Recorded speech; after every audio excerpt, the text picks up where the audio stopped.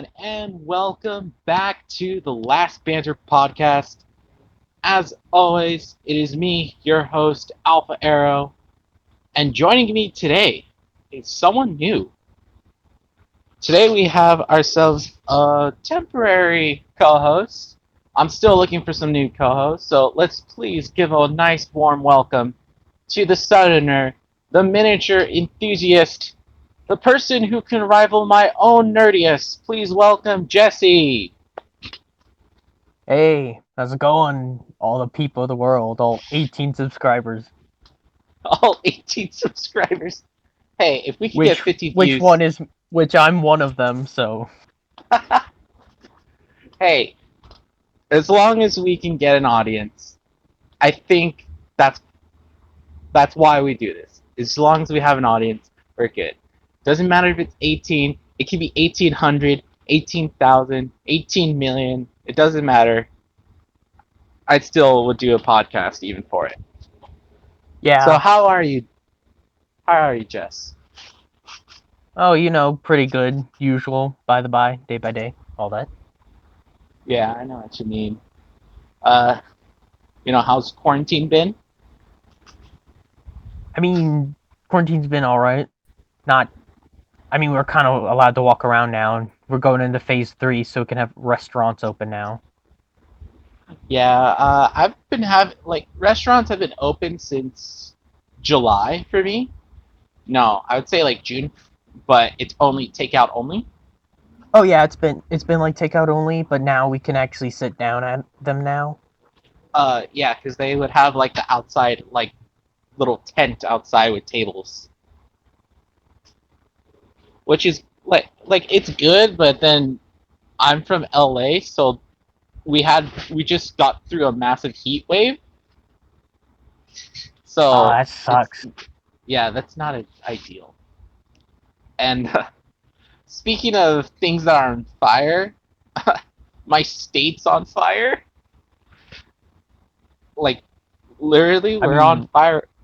that's not really new, is it, at this point? It's not new, but it's really bad. Like I woke up this morning, I walked outside, and I live by a major freeway, and from the major freeway, you can see straight into the skyline, like where all the big buildings are, like you see of LA. Yep. They were like covered all in like gray clouds Jesus. from the amount of smoke and smog that's just in the air. Isn't that LA's usual state, though? No, usually it wasn't this bad before. Like usually without the smog, it's pretty clear weather. It's pretty good. But because of the fire and the wind going blowing downhill, it's made things like whoa, like there's ash on the cars, there's like ash on the floor, the smell of like burning wood is in the air. Like like if I go outside, I could still smell like something's burning. Have you tried making an ash angel, though? It's not that much ash. It's just like little white particles of ash that just come by. So it's not that much. It gets blown away by the wind. Obviously, that's been extinguished and everything.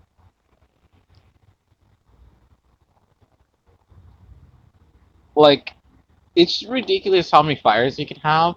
Because I'm pretty sure where you're from, they don't have as much fires as we do. Oh, I've, I've never heard of a fire in Louisiana. Yeah, like, All you get is when's the last time? hurricanes. Yeah, it's like, when's the last time you heard of a gender reveal party gone wrong in Louisiana?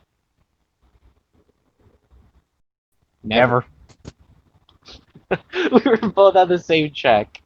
But Because besides Southern hospitalities, I guess, and conservatives. So, smart people. hey, not all conservatives are smart. I should Yeah, know. that's true. There's dumb people on both sides of the alley. Yeah, So Uh, sorry, you were saying something? No, I was just saying, yeah, agreeing with you. All right. So one of our And first topics we want to. weren't we gonna have Chris, was it, on here, or and someone else? Yeah. Right now they're like busy because they have like school still. So they're fashionably late. They're going to be fashionably late. Yeah. Fashionably late probably for the next time I do a podcast. Like they can't make it right All now, right. but that's I'll see if I why can make it next time. yeah. So that's why I'm looking for some new co-hosts, mostly because I explained before on the last episode that they are getting busy because I guess they're in a certain like program in high school that makes them just more busy in general. So you know, they can't make it as much, and then they're going to straight up university right after. So it's going to be harder.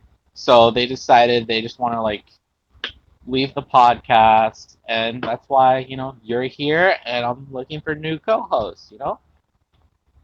Yeah, I'm fun looking, times all around. yeah, looking for more And if you unpaid hear some interns. banging and clanging, I'm stirring some peanuts. Oh, yeah, I'm in my little studio at my home. I call it my studio, but it's just basically my little patio in the back. But there's some things we want to talk about. First things first, the Xbox Series X and the Xbox Series S. Yeah, Yay, more stuff I can't buy. more stuff I can't buy.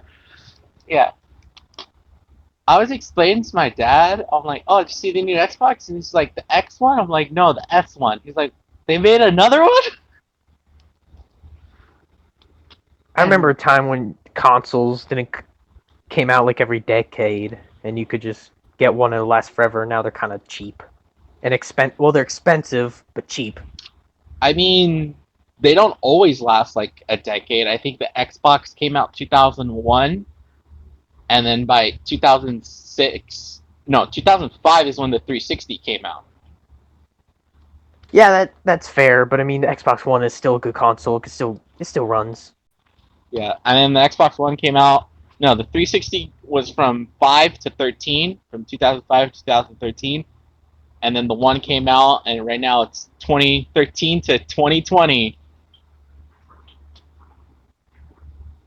Yeah, because when you think about it, in technology, thing changes in like a year. Yeah.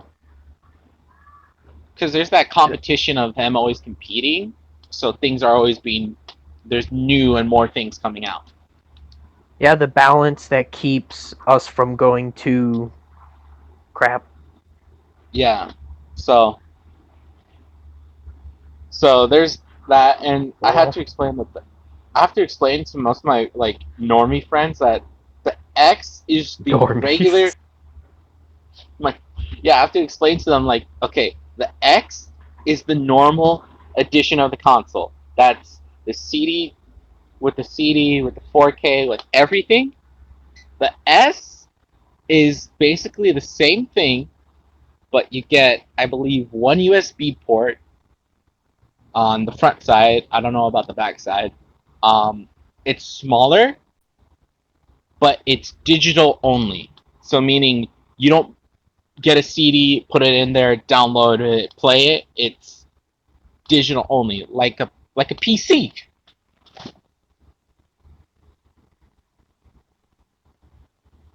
Except with a PC, you still have a CD. Huh. Yeah, I'm not really a and then techie, so some of this is kind of going over my head, but yeah, I'm listening. yeah, like a USB is like the port you would plug in like a wired controller and all that. Like from what I saw, it was only one on the front side, so I guess you can only plug in one wired controller.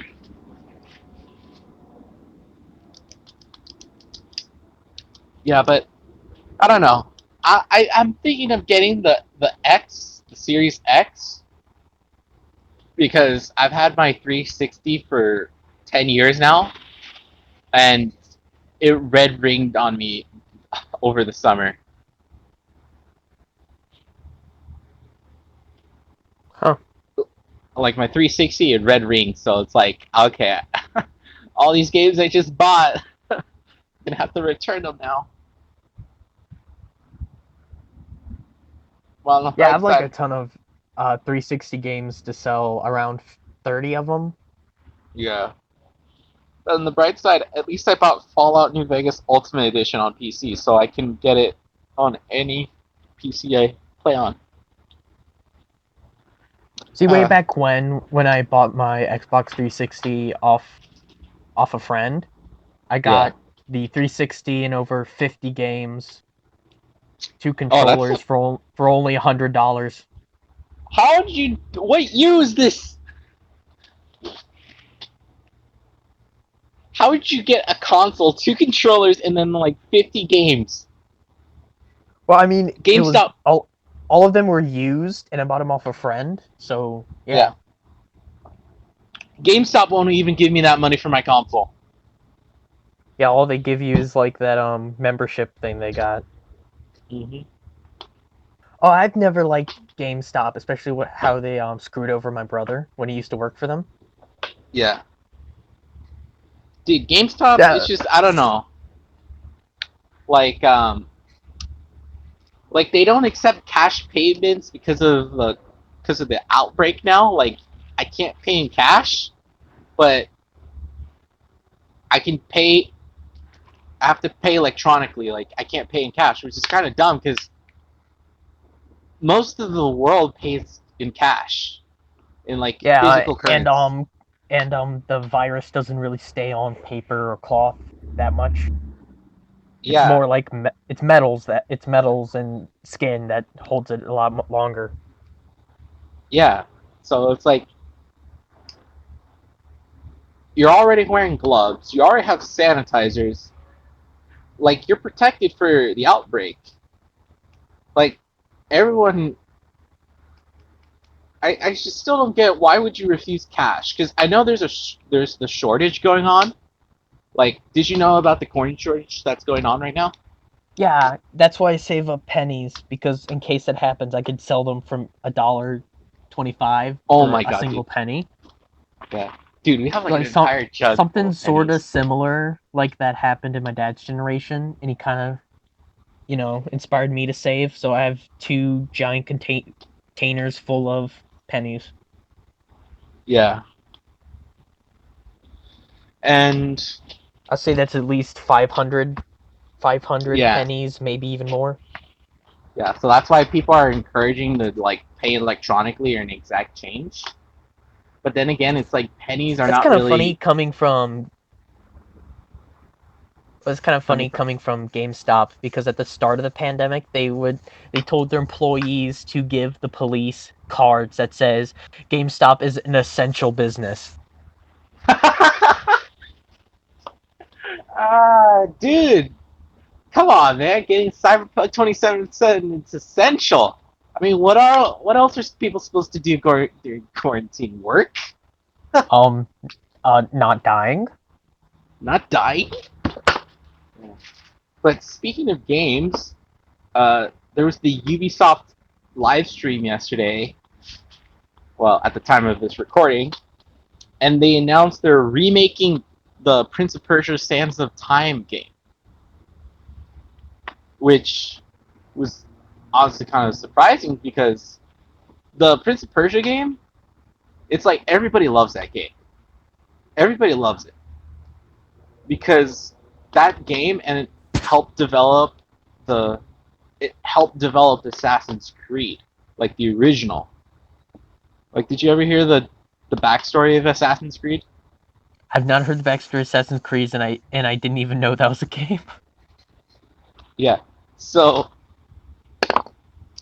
so the development studio behind Assassin's Creed One, Ubisoft Montreal, were actually supposed to make a Prince of Persia sequel to Sands of Time, but it was more of a spin-off where you got to play as an assassin protecting a prince. But then, like over time, they just decided we like the assassin thing more. So let's dump Prince of Persia. Let's make this our own thing, and we'll see how it goes. And guess what? Now it's like one of the most like best-selling video game franchises out there. Yeah, and like the universe itself is pretty interesting. Yeah. And Now it's despite how impractical those hidden blades would actually be, they're still oh cool. yeah, because there's no like because when you stab something, there's resistance, and if the blade is not like I get that the blade is retractable, but the blade doesn't like it's not secured in firmly. There's a great video by this guy, and he goes like step by step about what's wrong with it. Yeah. Wait, is that the Norwegian guy? Yeah, the one with the pirate hat. That guy. Yeah, yeah, him, yeah. He's like showing. He's like, yeah. Like, just imagine you're putting your arms around a girl and then, psh, well, that night's ruined. Yeah, I know that exact video. Yeah, so good. Yeah. If you look up Assassin's Creed Hidden Blade Impractical, he's gonna be like the first video recommended. It's I can't pronounce his channel. Yeah, but I'm sure people will look it up. Yeah, but enough shilling of someone else's channel. Let's get back to discussion. Enough. Yeah. So there's that. They also announced they were re-releasing Scott Pilgrim versus the World, the game, the That got a complete game? edition. Yeah, That got a game? they're re-releasing it. Oh, I might have to get that then. You're the reason why Ubisoft keeps doing these things. Like, keep in mind, I love that game. I love the movie it's based on. I love the comic book that it's based on. But it's like, okay, what's complete about it? Do I get like more story to it? Because I have the game and I've beaten it to like completion. So I wonder what's gonna be the main selling point besides having it on like my on newer consoles. 'Cause I think you can still buy it on the Xbox Marketplace. So Yeah, I might I'm have not to check so out the original so I could compare it with the new one when it comes out. yeah. Another video game announcement was Call of Duty Black Ops Cold War. So basically, I go to sleep. we all go to sleep because it's like, okay, you're doing what we want, but it's like, what's the convincing selling point? You know? Yeah, when was the Like, last good Call of Duty game?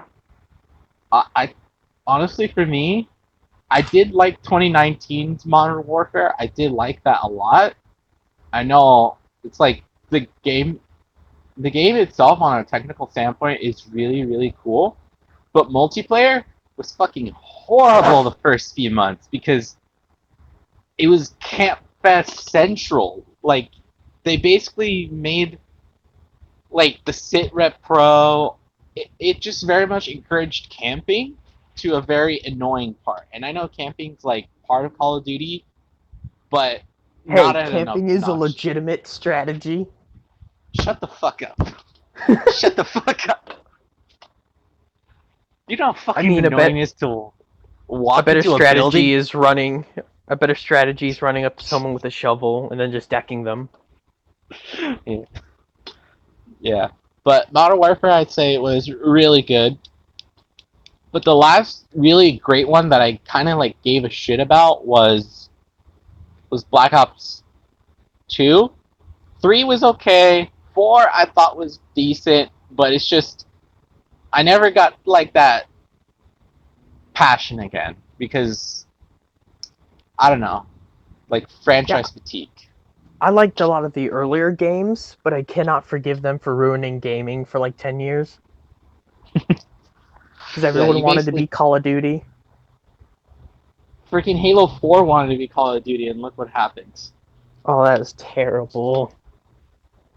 Yeah, like when I mentioned in that in my retrospective video, I said that I'm pretty sure that they were trying to compete with Black Ops 2, and it like blew up in their face because had they not released it in 2012 and released it in 2013, then we could have probably gotten something that's like really really good. Yeah. Like I love Halo 4 for like Cortana and Chief. Like Yeah, that's that's the really main reason. good. Yeah, that was really good. Yeah, Not to mention how thick Cortana was. she. I mean, I did But I like mean, like, we all know Halo 2 Cortana is the best Cortana. exactly. I did like Not the anniversary one. Not the anniversary one. Her head's a freaking watermelon. that's a freaking watermelon. Oh my Yeah, if you god. look at it, like, in game, her head is way too big for her body. It's funny because I was watching a Twitch streamer and he was playing Halo 2 Anniversary, but he was as he's watching the anniversary cutscene, the pre-render one.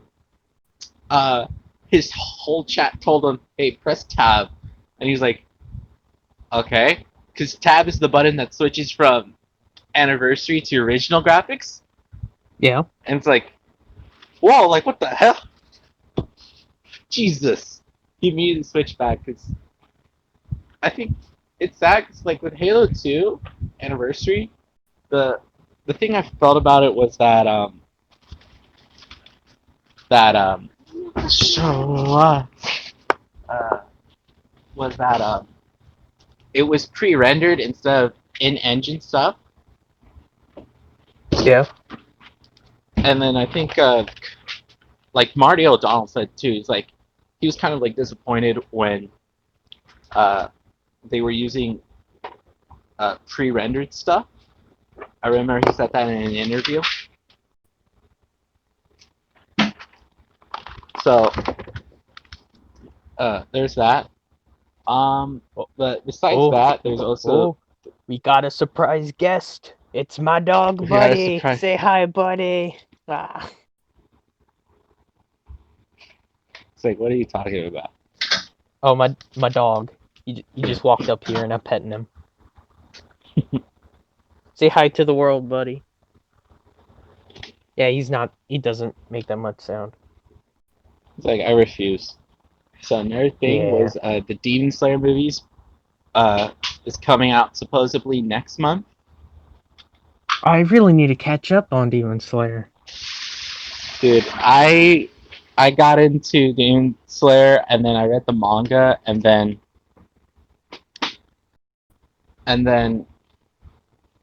I'm just waiting for the anime to catch up, dude.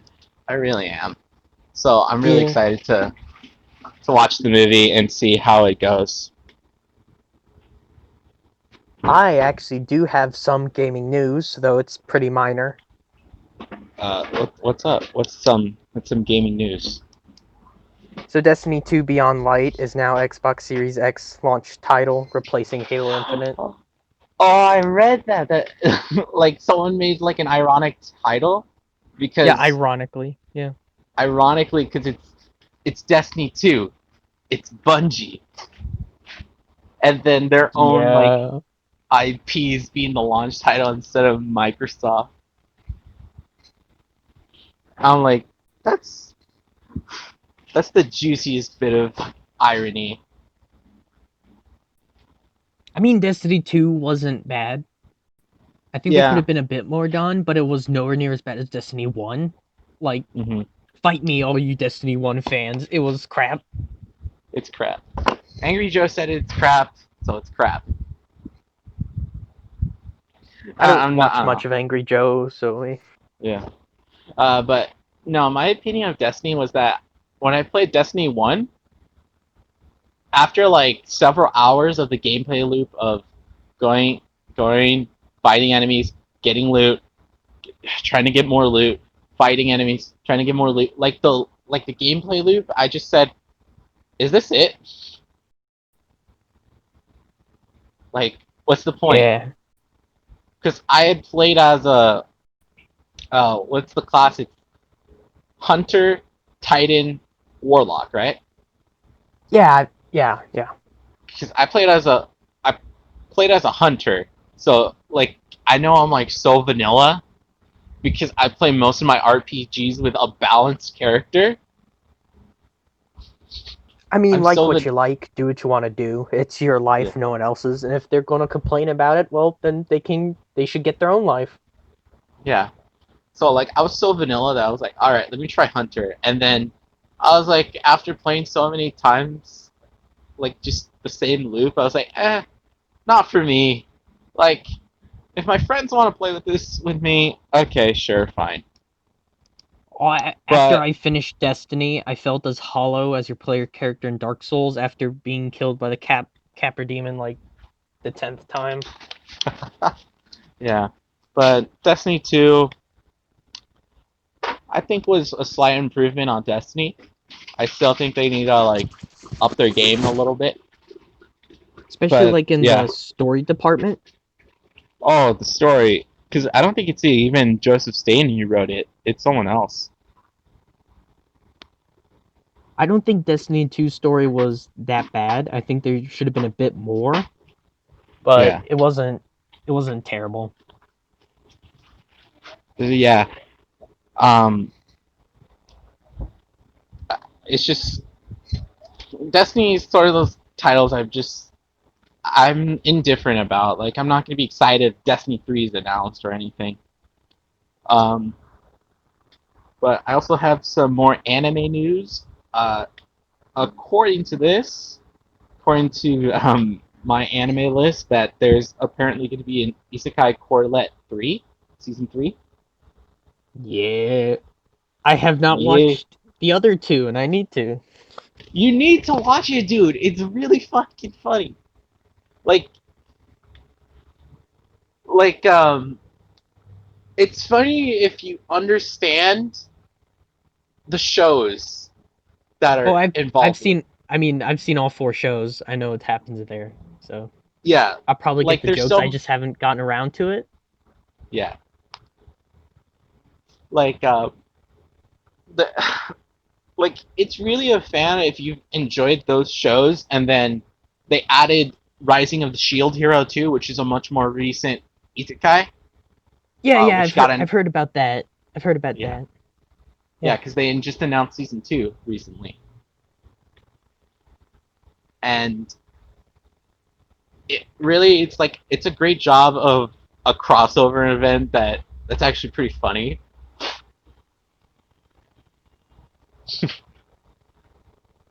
Because there's so many jokes uh like there's Kazuma, who's like a perv because he's Oh, supposed to be like Kazuma's so much worse in the light novel than he is in the oh, anime. oh Like dude, Jesus Christ. he's so worse. I Because won't bring up any more about that yeah, because Jesus. because he was supposed I think he was the beach episode, and he's supposed to be like the lifeguard or something. Oh But God, no. and he was just actually just watching all the girls and all their swimsuits, and then Demiurge and Tanya from Saga of Tanya the Evil, they Well, of course it's those two. Yep. they like find him, and then Tanya's like, "Hey Demiurge, can you do your thing?" Because Demiurge has that ability where he can like create like a flashbang or something of himself. Oh, that's let me get the novel. Let me get the.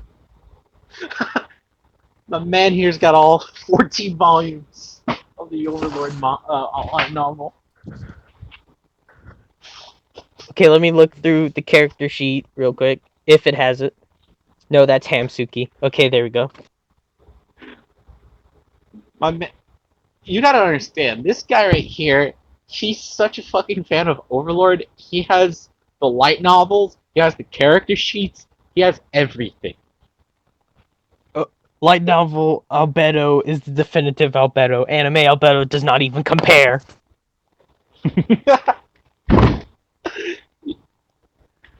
This is how much of a weeb he is. Yeah, because anime Albedo's her character's as flat as Shaltier's breasts. Oh man. But yeah, he has The like that move light where novel Albedo. Light novel yeah. Albedo though, thicker than Kaikudis's armor. Oh my god. So like Demiurge has that ability where he can create like a flashbang, and Cosmo's like covering his eyes because if a demon just comes up to you in a freaking speedo and he has like a metal tail and he just flashbangs you, of course you want to cover your eyes. Okay, not gonna lie, Demiurge, he will make you gay. Nah, man. Astolfo I, is that one character who will. yeah. Like I freaking have an Astolfo figurine just because it's like he was my legit favorite character from watching Fate Apocrypha, and Fate Apocrypha has like great characters and really crap characters. So it was easy for Yeah. Astolfo to become best one. It was really Yep. easy, and he's But meme potential. I have the figurine of the best trap character in history, Oh, is that who is that? Gwendolyn. Gwendolyn. I, oh my god. He Snake said boy for life. Snake Snake Boy boy. for love. Any other covenant deserves to be struck down. If you're with Guinevere, I'm going to invade your your Dark Souls world. I'm gonna cheese sorcery. Yeah, I'm that guy who plays sorcery, who has a sorcery build in Dark Souls. Oh, oh. I should have That, expected you're from California. yeah, like that's just because if I want to like mess with people, my legit account, I have an actual character that's not fucking fucking degenerative, but I just do that just so I can troll so many people. It, oh man, it's just so great because you see this low level and you're like, I'm about to ruin this boy's day. Yep. I wasn't really a troller though. I just preferred to stay by myself. Yeah. So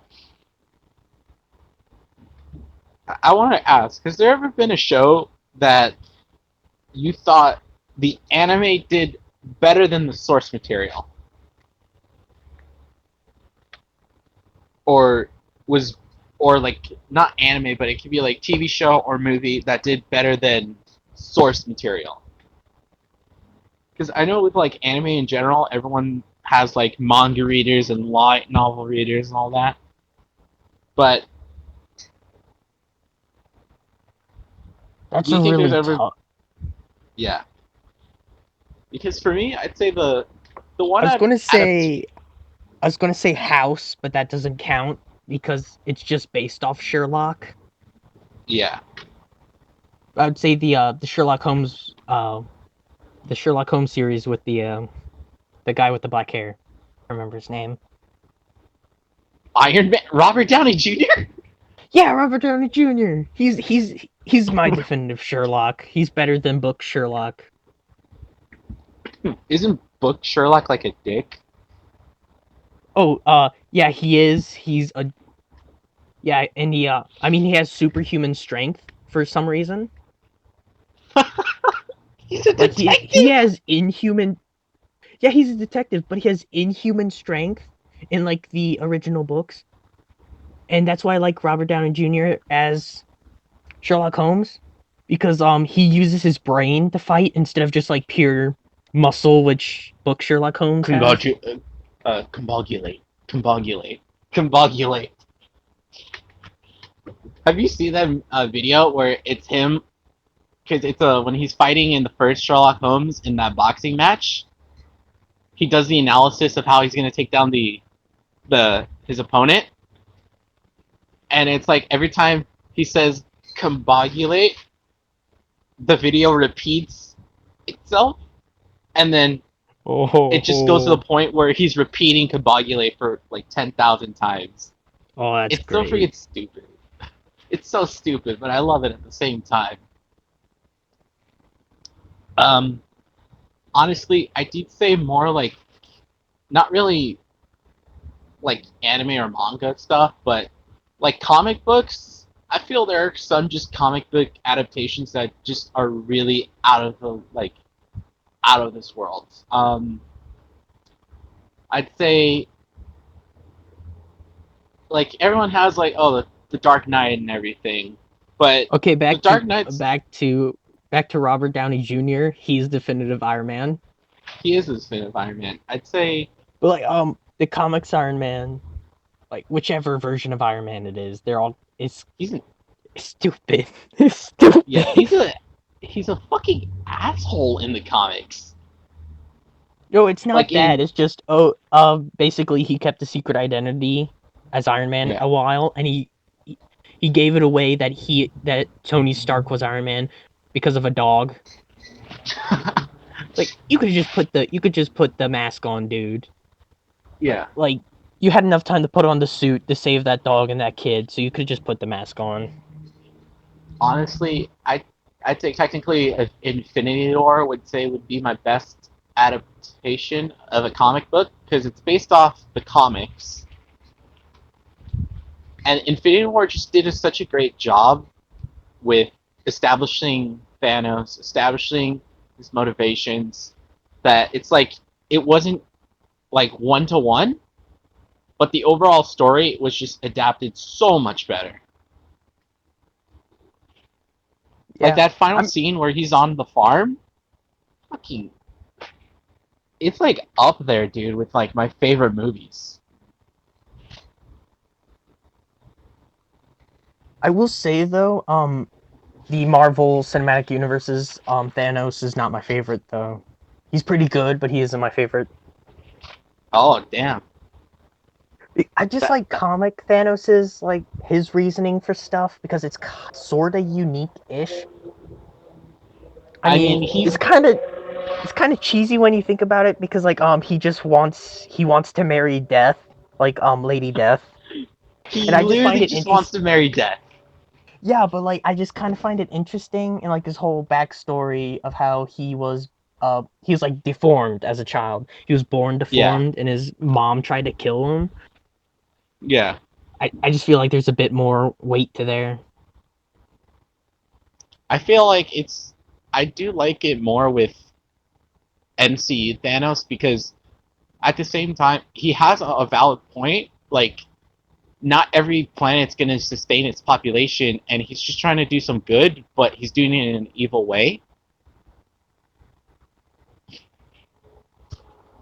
I Because mean, sort of, but like the other hand, it's like the whole because isn't life worth preserving? Because yeah, if one person has the judgment, because I do like cinematic Thanos because he thinks he is right, even though yeah, it's not necessarily wrong per se. It's just a bit more cynical and I would say kind of like evil. yeah, But he means well. He wants to do good, but he's doing good in a evil way. So yeah, yeah. Yeah, I definitely love villains who are like that, where they mean well, but they do it in a wrong way. Like, I, like that's why I love. Um, I'm gonna go off to Batman over here, but Red Hood, although he's technically not like a villain, he's isn't he? more of an anti-hero. Wasn't he the Joker? No, Red Hood. Okay, so there's two Red Hoods. There's Red Hood that people believe to be the Joker, and then there's Red Hood who is Jason Todd. Jason Todd was the Oh second Robin. yeah, Jason. Yeah, I remember. Yeah. Yeah, Jason Todd. I don't think I liked him. Yeah, I mean, the thing about him is that he wants to do good because he was raised by Batman to channel his anger into doing something. Because the backstory of Jason Todd was that he, I believe his parents died, like all Robins do, but he, he was like a street kid, so he grew up on the streets, Yeah. and Batman found him because he was trying to take the Batmobile's tires, which is like the most Chad thing to do. Like this guy had Considering the balls. Batman is known to scare people that aren't scared of Superman. Yeah, Like they aren't scared of what's essentially a god, but they're scared of this orphan dressed in a bat suit. yeah, because the has always Batman's greatest tool is fear. That's why Scarecrow challenges him because he also uses fear. But Batman only strikes fear at criminals, whereas Scarecrow uses fear on everybody. Yeah. Which is why, like, Batman is one of the most popular heroes because he has such a complex moral dilemma and ethics. Because Batman is a straight up lunatic. He is a straight up He pig. is. He is. And apparently he knows how to use magic, but he doesn't like magic. It's weird. Yeah, Cuz uh, comics. yeah. Like people get mad that um,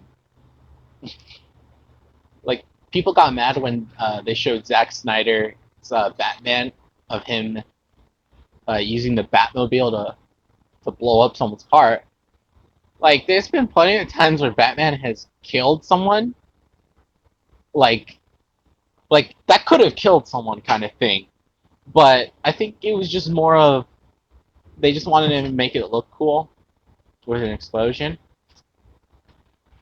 Because Batman has the complex Yeah. motivation of he does not kill, because if he killed, he would be exactly like the people he stops.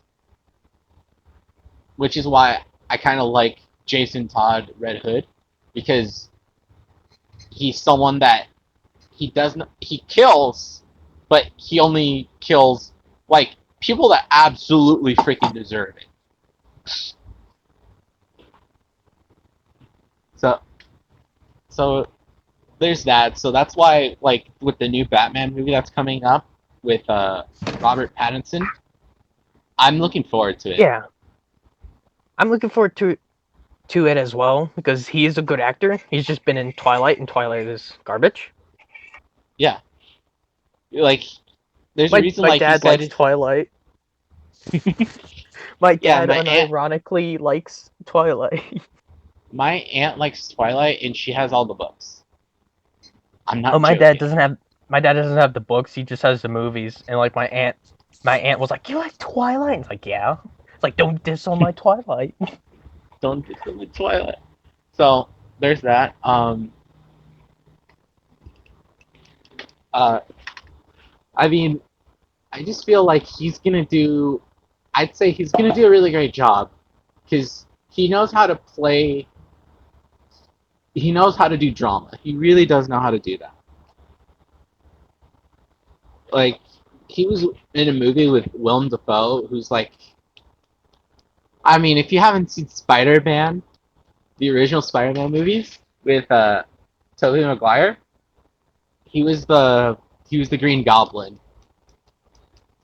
That dude could be so maniac, could be like so comedically evil that you think it's bad, but it's really good. Yeah. He's so goofy, and it's so. But then he could be in a really, really like serious, dramatic movie, and it's just impressive. So he, Robert Pattinson was also in that movie with Willem Dafoe, and it was a fucking great movie. It's called The Lighthouse. If you ever get the chance, watch it. I have to check that out. It Yeah. Yeah, it's a really great movie. They play two sailors that are like stationed at a lighthouse. It's a great freaking movie. It's all in black and white, which helps with the visual style of it. So after seeing Lighthouse, I'm like sold on Robert Pattinson doing a good job as Batman, because Batman is like a character that so many people have played and have their own interpretations of it. Like, who's your favorite Batman?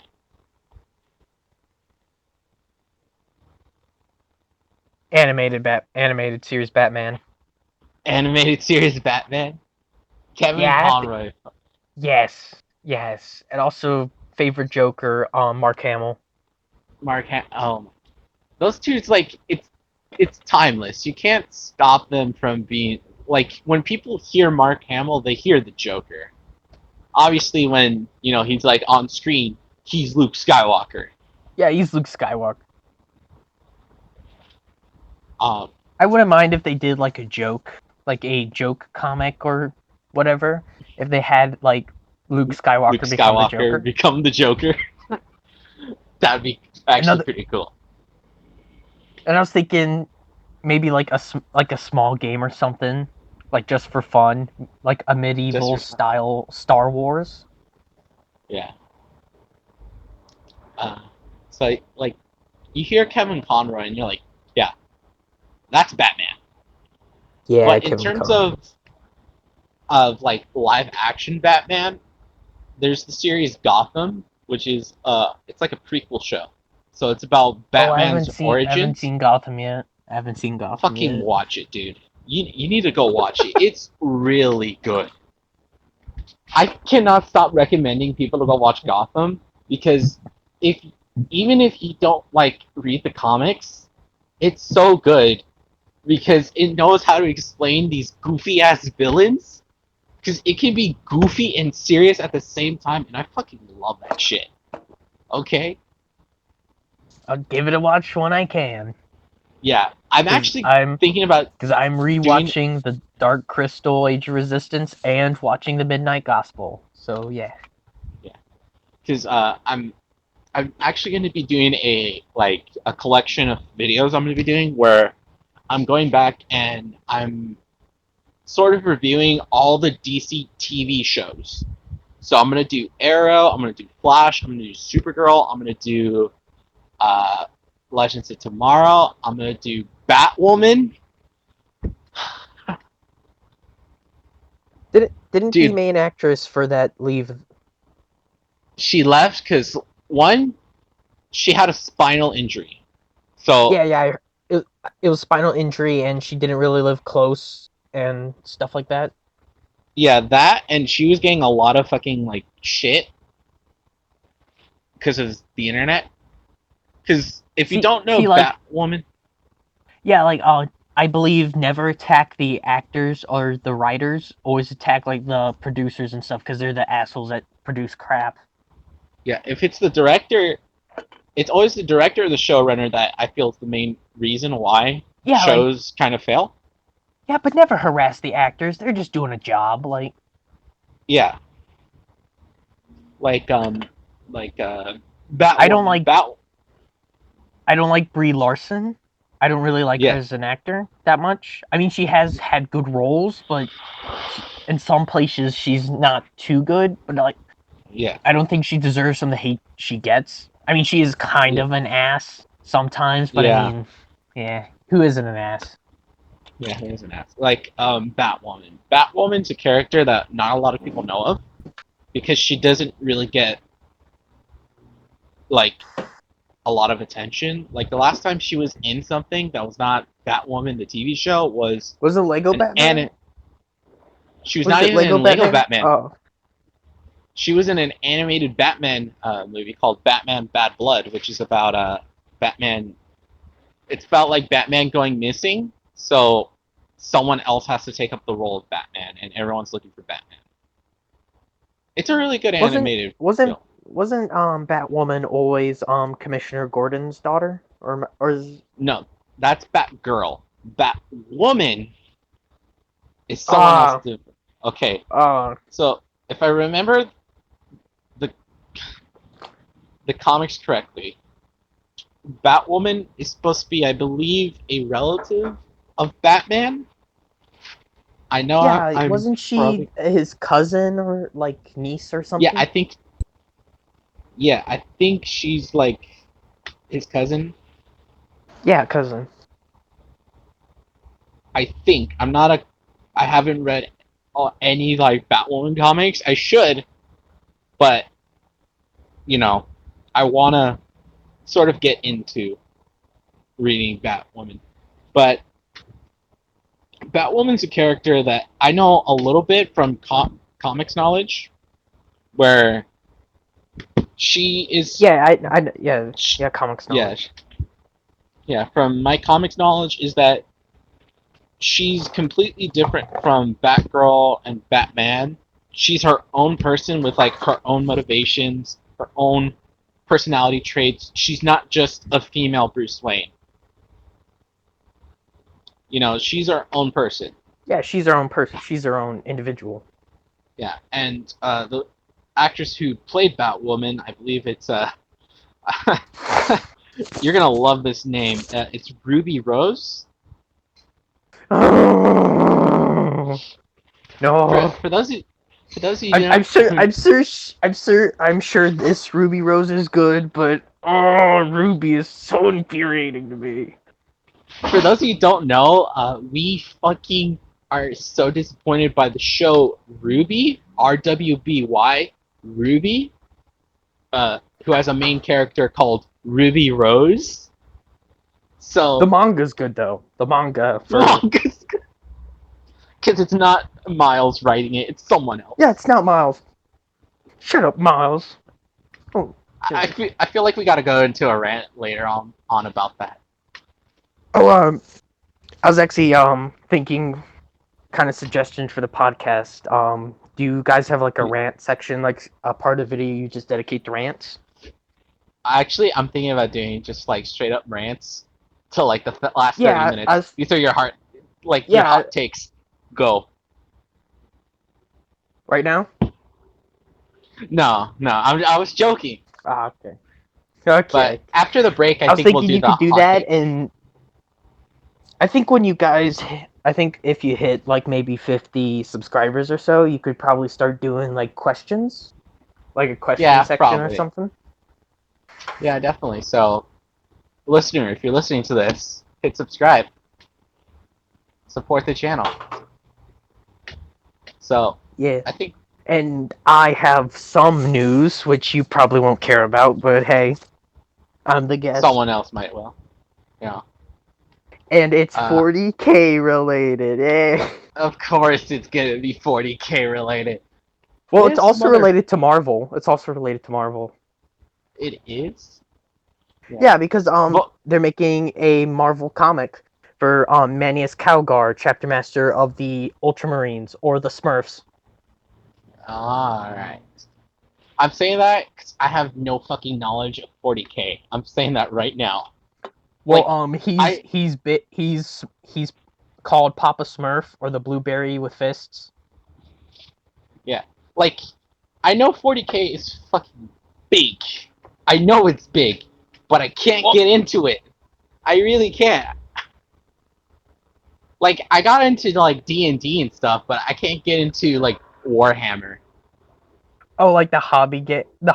I can totally understand that. Yeah, like the world in general. If you're an impulsive buyer, then it will murder you. Yeah. Like I'm an impulsive buyer, and I just bought 2 Mark III Space Marine sets for like $93. Oh my god damn it! I only have $15 left in my wallet. Oh my lord.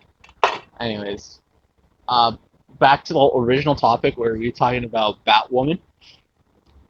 So she got so much shit because Ruby Rose is I believe she's bi and she's also fluid. She's gender fluid, right? But so many people. Yes, I think. But so many people from the LGBT community were hating on them. I'm gonna say them for Ruby Rose. I don't know if she's female, male. I don't know. I'm just gonna say them. They were hating on them for not being gay enough.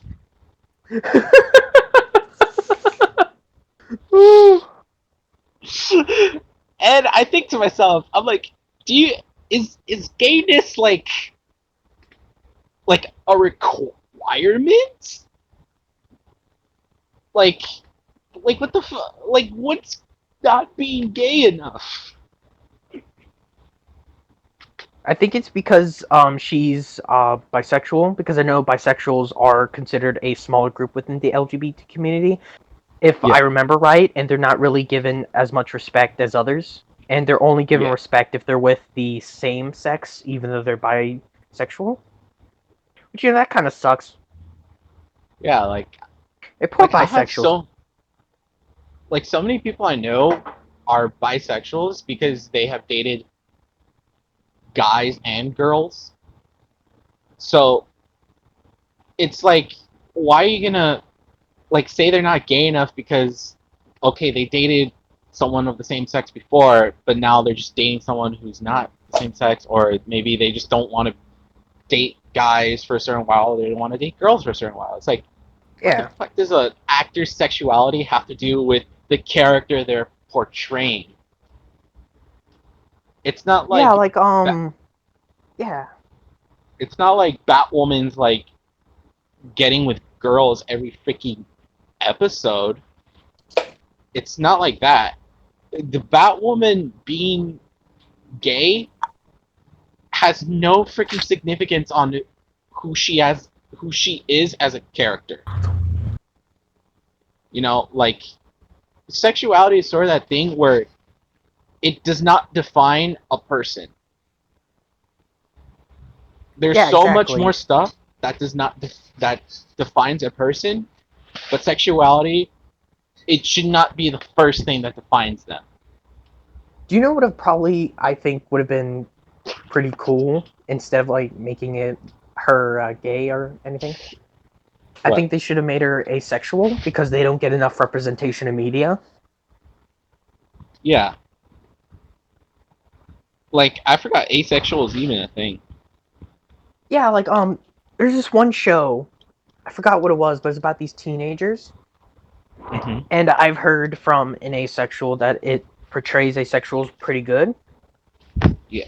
Because she's like talking to the school psychiatrist, and one thing she says was, it's like I'm at a buffet with the most delicious food ever, but I'm just not hungry. Which is like a very insightful thing to say. Yeah. And it's not that like asexuals are heartless or anything. It's just they don't feel anything. Like they don't feel that Yeah, like that I mean, they can still get married and stuff. They just don't really have the drive.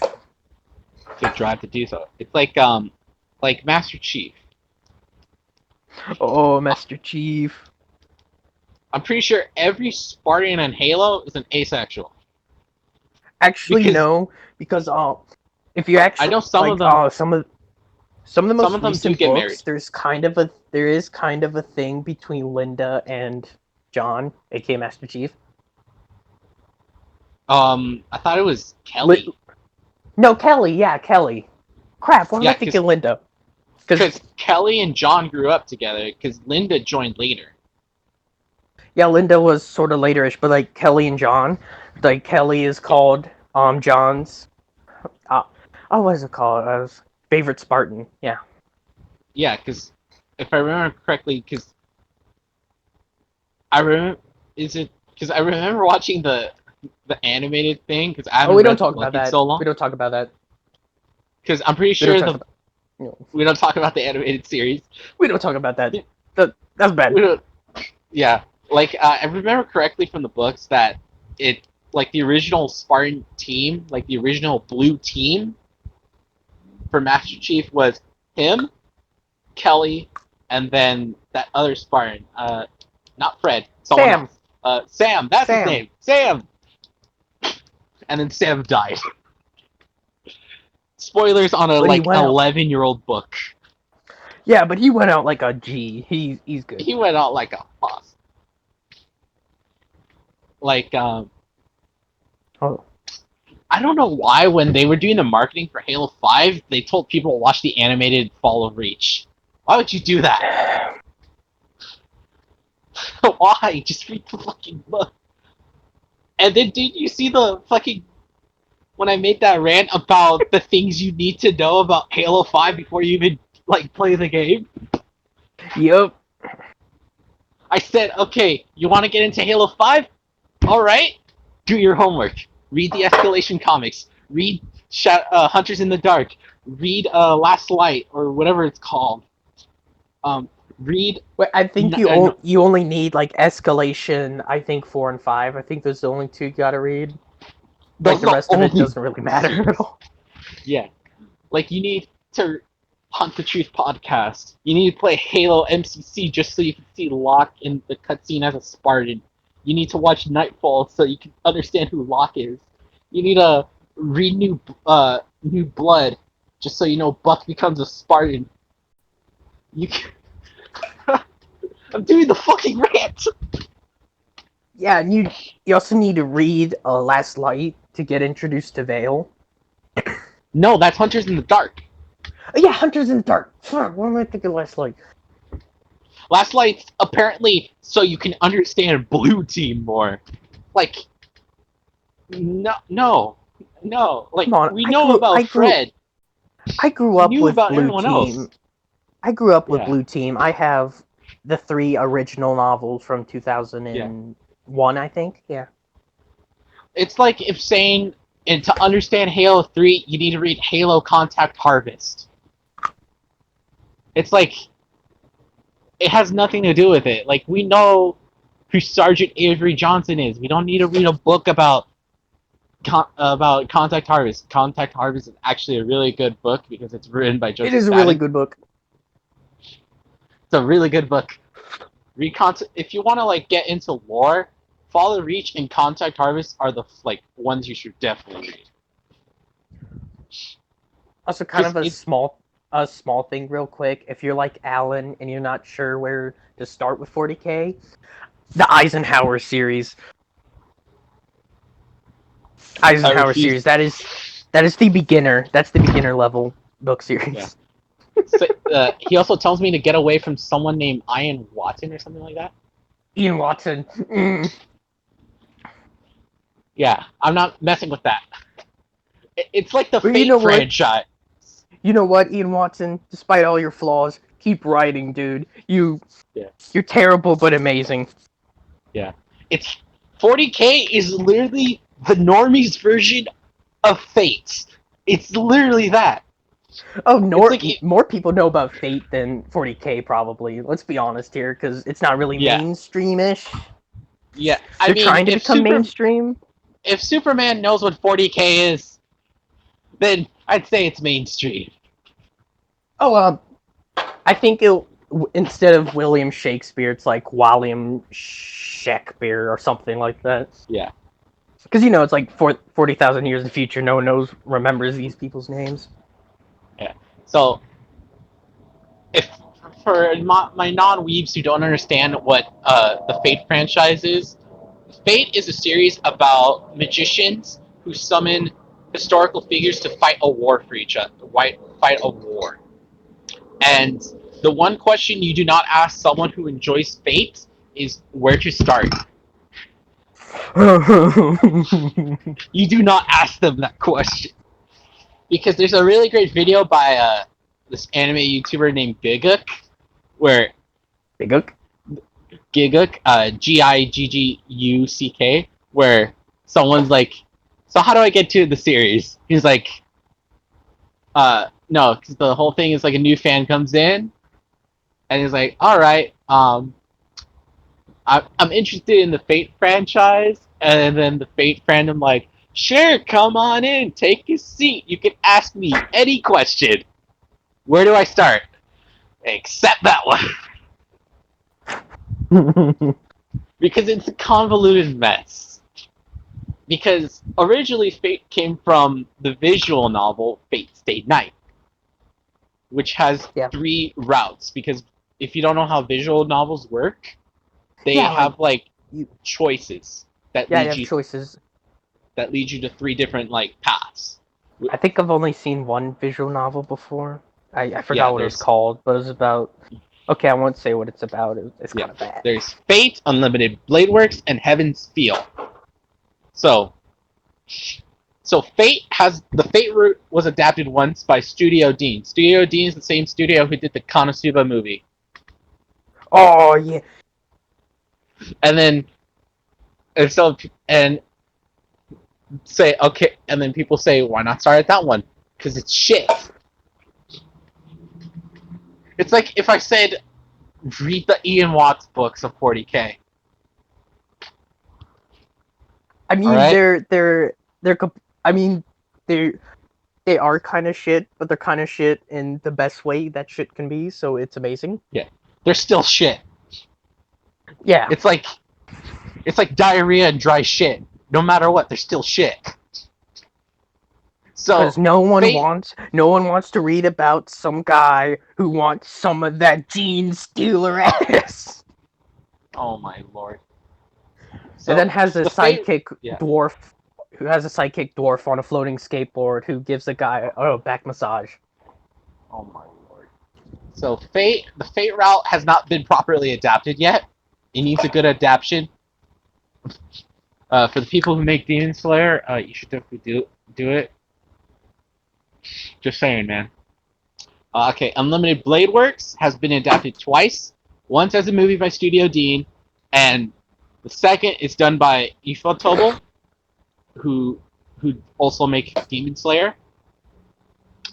But a lot of people that like got into Demon Slayer, I've recommended them Fate, Stay Night Unlimited Blade Works, and I told them it's literally the same people who make it. Like the same visual, like not same visual style, but like the same quality and attention to detail is in Fate. So I generally recommend they watch Fate after they watch Demon Slayer if they still like the studio. Oh, Because speaking they're a of really quality, yeah. when we get to the rant section, I have an Overlord rant. Oh lord. Oh no. So there's that. So Unlimited Blade Works was adapted, and then the third route, which is called Heaven's Feel, has been only adapted once because it's made in 3 movies, all from Ufotable. So I'm saying for in just general Fate, everyone knows what to do on the main line. It's when you get to the spin-offs that you have a problem. Because you have Fate Apocrypha, Oh, that's anger. That's anger. you have Fate Apocrypha, which is a spin-off which takes place in an alternate timeline, but only people know it because Ostolfo's in it. Then you have Fate Hollow Extra with a continuation of Stay Night. I'm gonna be here for like fucking hours if I continue explaining about Fate. I feel like I gotta save this for like the rate section. Yeah, let's save it for the Uh, rant because I have something interesting to show you. Something interesting. Well, Yeah, I mean, I'm going to send you a picture of what a southern living room looks like, and you're going to have to describe it to the wonderful people that listen. oh my lord, I'm scared. So I'd say let's take. Sure, it'd be great. It'd be I don't great. know. Let's take a break. So I'd say, what time is it? 42. I'm counting out the minutes. So I'd say like when it gets to the like 55, at the 55 mark, we should come back. So we're gonna go on break. We'll be right back. For those of you that are listening, there's gonna be song playing, but for us, it's gonna take a couple of minutes. So we'll be right back. You want to say Yeah, something see you. before? Yeah, see you, beautiful people. All 5 of you or so that watch. All 5 of you? I think it's like 20 to 30. Then again, most of them are my friends. Oh, that doesn't. Friends don't count. God damn it! They're obligated by friendship to listen. All right, we will see you all when we get right back.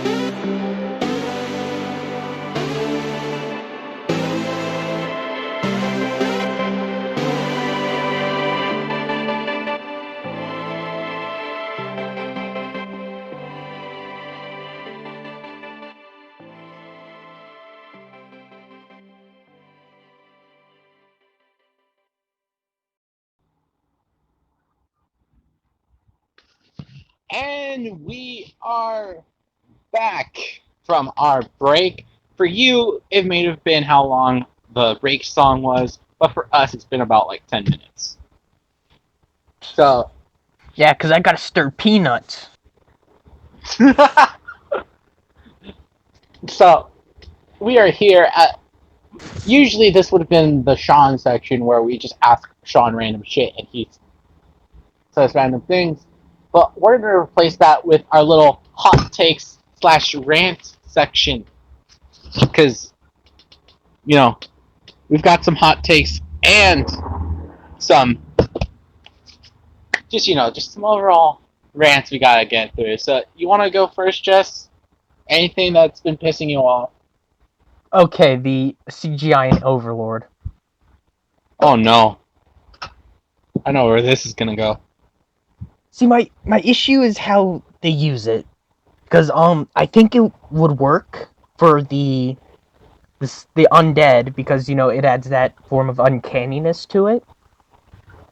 Yeah. Or of the goats because it adds that kind of uncanny, unreal feeling to it. I guess you could say like it doesn't fit within the world, which makes sense since Ainz is from another world. Yeah. But Ro, the Hydra. No, he should have been 2D. No. I'm sure I'll find a picture of it and I'll put it up just so everyone can see what it looks like. Yeah, Ro. Whatever his name was. I uh, think it's Ro 3 times.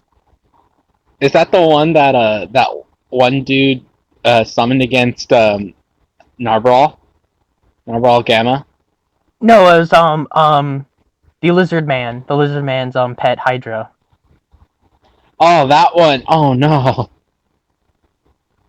The light novel has like a short section which they could have probably done with visuals in when he's charging the Lich, because when he gets hit by a Yeah. fireball, he's determined and keeps running on, and like you get like in the novel a flashback to him as a kid and Zaryusu finding him. But Yeah. I can kind of understand maybe animation time and all that. It's It's like just. the Oof. CGI. Oh, the CGI, especially in like season 3. Oh, that was awful. Oh, oh, that was bad. Oh, that was Like, bad.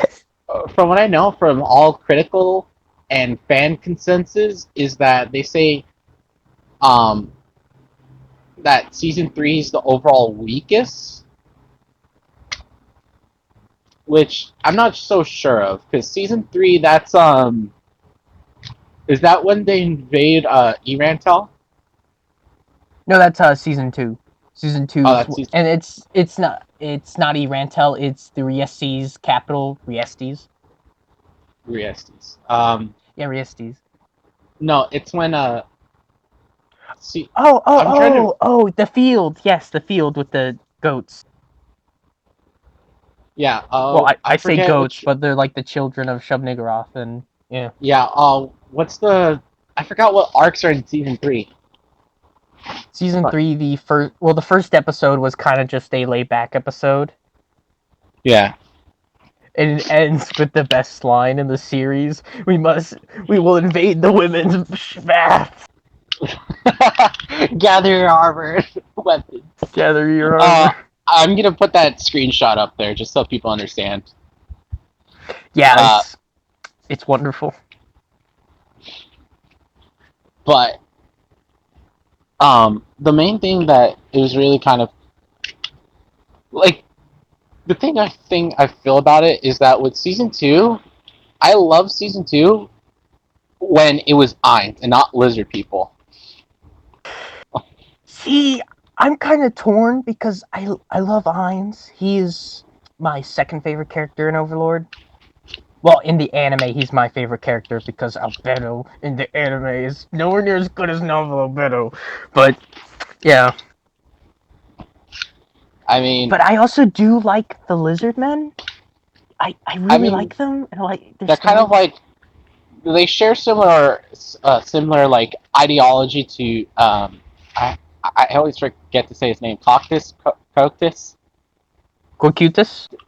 Cocutus, yeah, Cocutus. They have sort of a similar ideology of like honor bound and great warriors and all that stuff, Yeah. Also, a and thing that was left out of. A thing that that's was why left he out of. asked them. Oh, it's fine. You go first. Uh, You go first. no, like that's why I'd say that was the one thing I'd say. That's why he pleaded to Ainz to like, hey, don't kill them. Oh, that was So what was that. it? This okay, but that scene. That's one of my favorite scenes because I like where Ainz is like, I don't want you to be mindless. I want you to think for yourselves and make suggestions. Yeah. Like, oh, it's so good. Big bone Ainz daddy. Yes. Big bone brain. Yeah. But like I was saying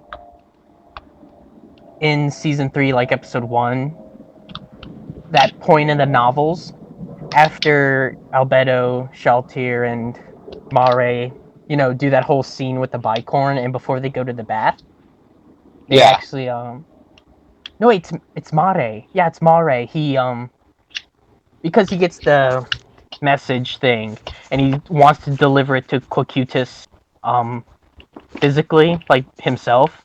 So he goes through this yeah. big adventure through Nazarick, and then finds out he's at the Lizardmen village. So he goes there, and Cocutus is leading a war against Toad people. Oh, But also the Lizardmen, like their lives have never been better. Because one, they have stable food. Two, they are getting more beneficial territory, and like it's honestly like Ainz said, like they get. yeah, It's just cool. yeah. Because when you think about it, there's sort of a duality where, on one hand, Ainz is doing good, while on the other hand, he's also kind of ruining the world in a way.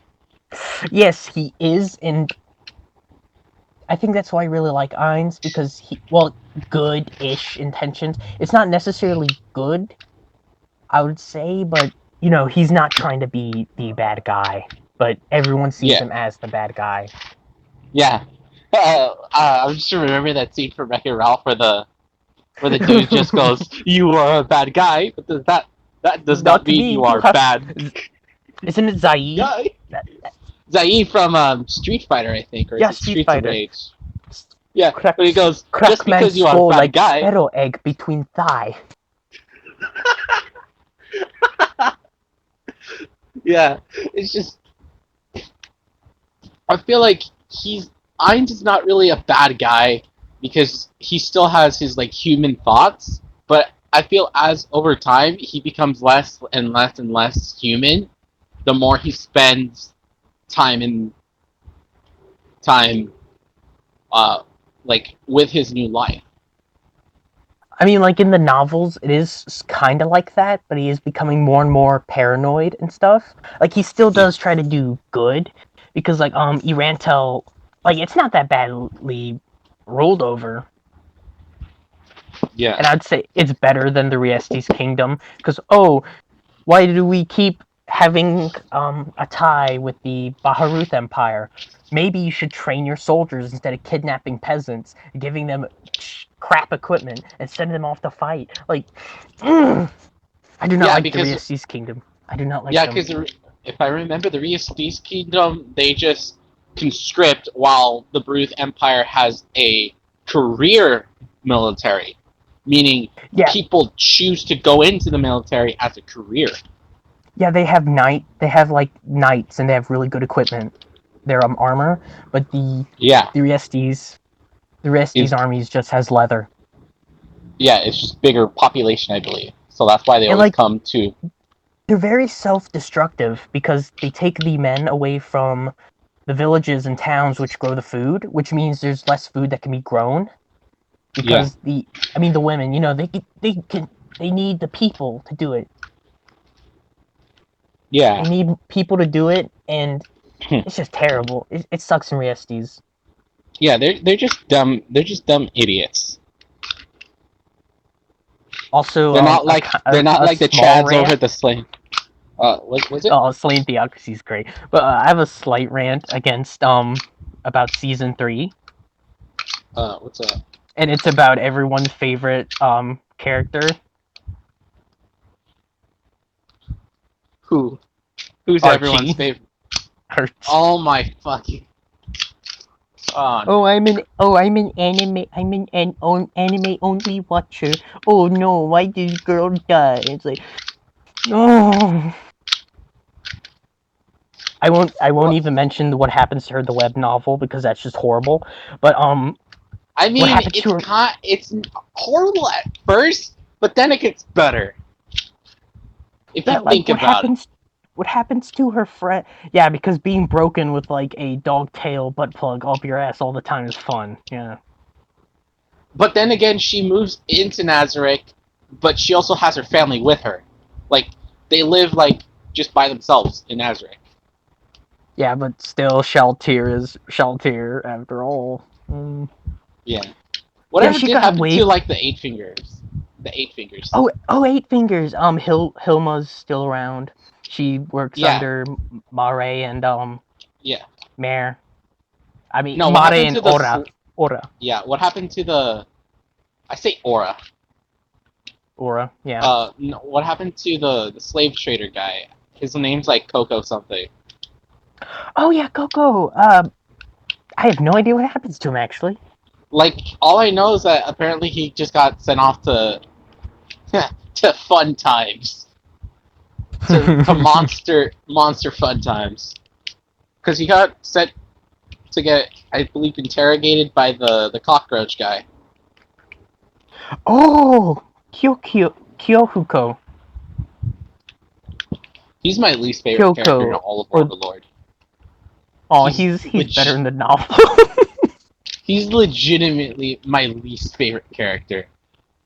And I say this knowing there's someone like Zack. Because it's like, yeah, he's a piece of shit, but guess what? He got fucking killed. Wait, Zach, that's the guy that was pulling Yeah, that the tried. chariot. Yeah, that was the one that was trying to get with. That was trying to, struggle snuggle. I think Shaltier or Dude, he Solution. was the Solution who was disguised as a noble lady. Yeah. But like, I feel bad for him because the novel, because what goes into the novel, because his story is tragic. But Yeah, but then again, struggle snuggling someone is not tragic. It's fucking yeah, awful. yeah, it's not like I'm not excusing that. That's horrible, and I'm glad he died. I'm just saying there is some, I guess, redeeming. Not really redeeming, but kind of a reason he got so Complex. effed up. Yeah, back to like Archie. Stop complaining and whining about that. Like she got it a lot better than her friends did. Like if you're an anime only watcher, then sucks to be you because you don't get to see the cool stuff. Honestly, death was like Death the was mercy. mercy they could show her. It was mercy. Death was Yeah, mercy. especially like I said, her friends, like the cleric guy, he gets turned into an experiment where like Ainz replaces his deity over and over again to see one try and prove God because Ainz is I think he just wants to believe, but he is a bit of an Yeah. atheist, and also to see if he could manipulate it and use it to his advantage. Yeah. And So the elf and the guy with the stupid hair, the half elf, the half half elf, elf yeah, the chick. half elf. Is that the one that said? Was it her or was it Archie that said oh like something like they meme about the magic caster thing where it's Oh, like that was Archie. That was Archie, and then oh she yeah, like she's like threw she up can't be after that. Ainz took off the ring. Yeah, because the ring hid his passive abilities, which is like terror or something like that, like terrifying presence. Ainz's passive ability is enough to put all the floor guardians on the ground. Yeah. That's what happens in the novel. Like because like he's speaking when he first gets them all met together within the Colosseum. Yeah. And they like all like that's why Shaltir got a bit excited because it was the fearful aura that all of them were placed under that he did on accident. Yeah.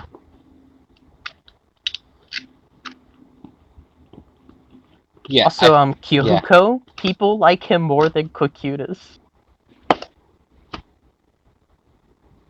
But the thing is, Cocutus is a Chad. Okay, he's an absolute Chad. Yeah, I love Cocutus, and I think he's underappreciated. But he's like I think 18th most popular, while Kyohuko is 15th.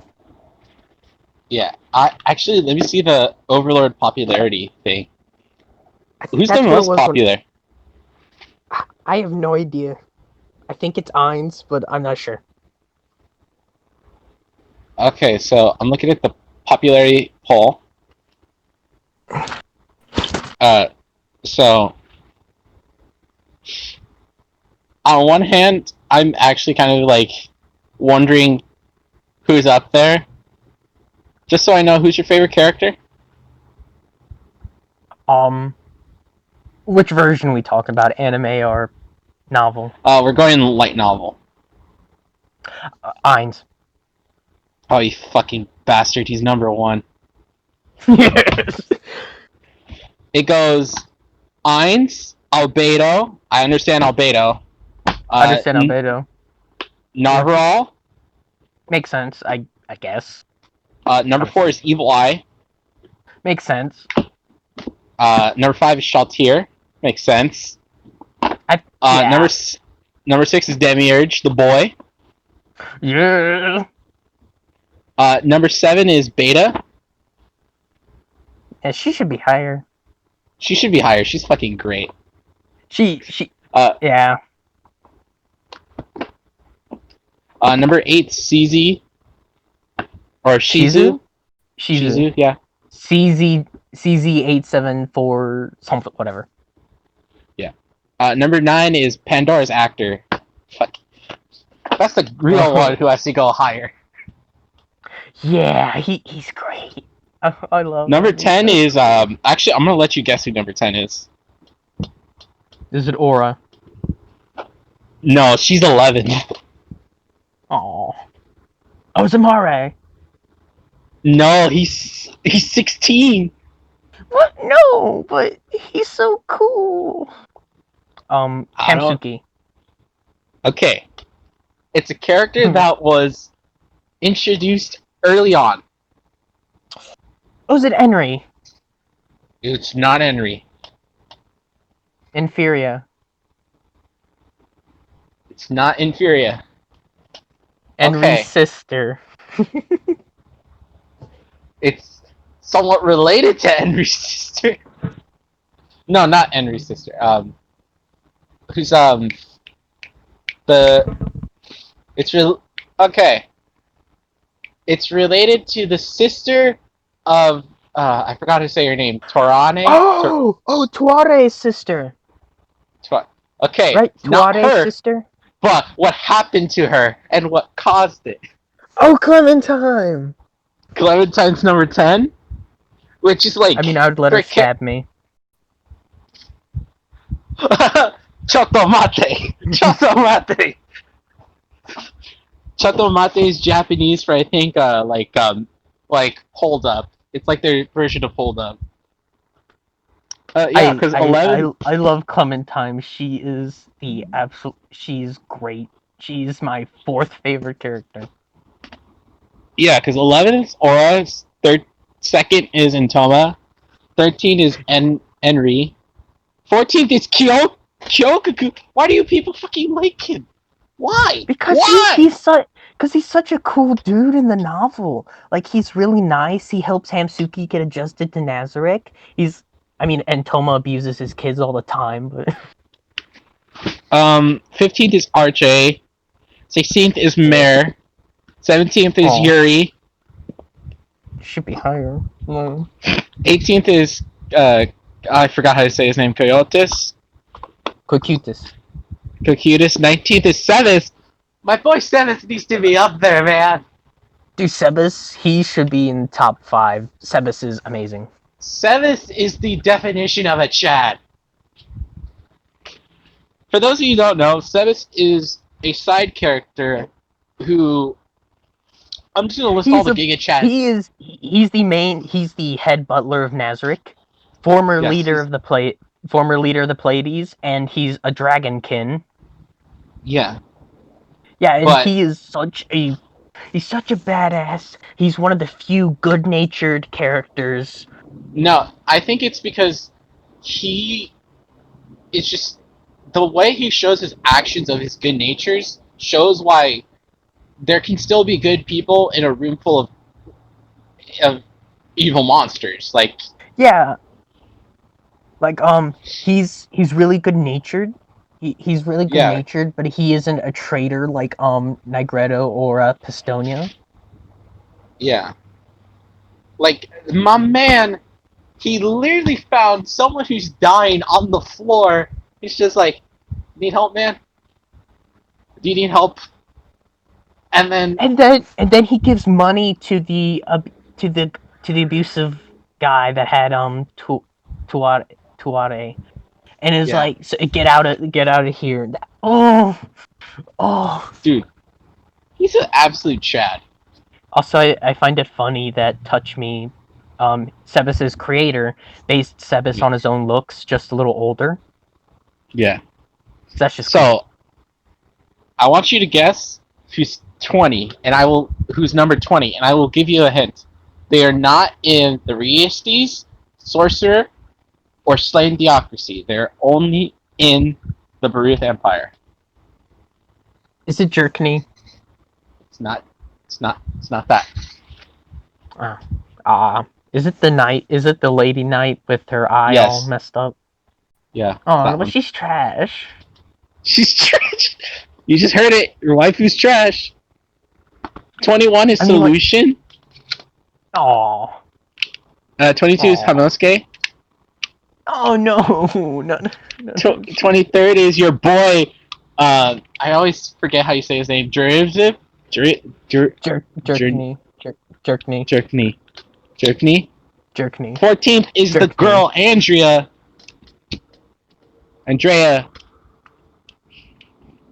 25 is great. Lakeuse. Lakeuse A. Dale Andrea. Yes, Indra. Yeah. But where's the real, like number second to Beta? Where is she? Where is she on the character tier list? Wait, who's second to Beta? She's not even here. How can she? How? Who? Zeshi. Oh, Zeshi. I mean, well, she's only been like mentioned here and there. She's not like the thing about Overlord as the series is that it's great at introducing characters. Like it introduces like characters at a time, but we're still waiting for when they get a real big introduction. Yeah. We could have.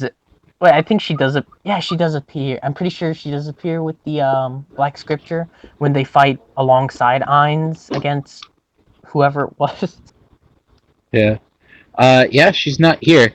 They literally have Vampire Bride B and Vampire Bride A, but not Zeshi. What the fuck? Oh, come on. They're top tier. They even have Jack the Ripper. I mean, the joke. That one. Yeah, the Joker. That one summon. Joker-looking guy. Yeah, that one summon Ainz used like one time.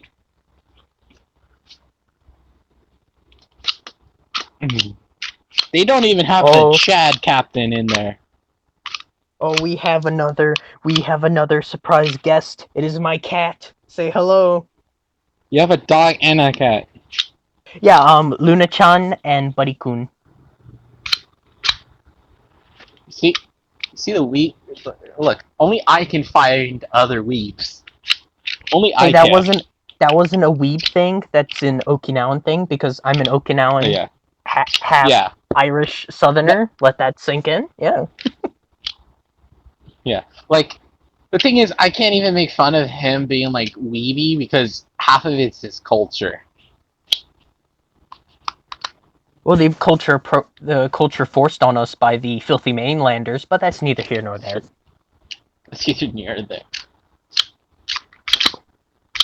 Yeah, but I want to get into more of the rant section with our favorite series, Ruby. Man, I fucking love Ruby so much, man. So great. Such a well written, well directed, well paced show with great character development. All right, who wants to put their 2 cents in first?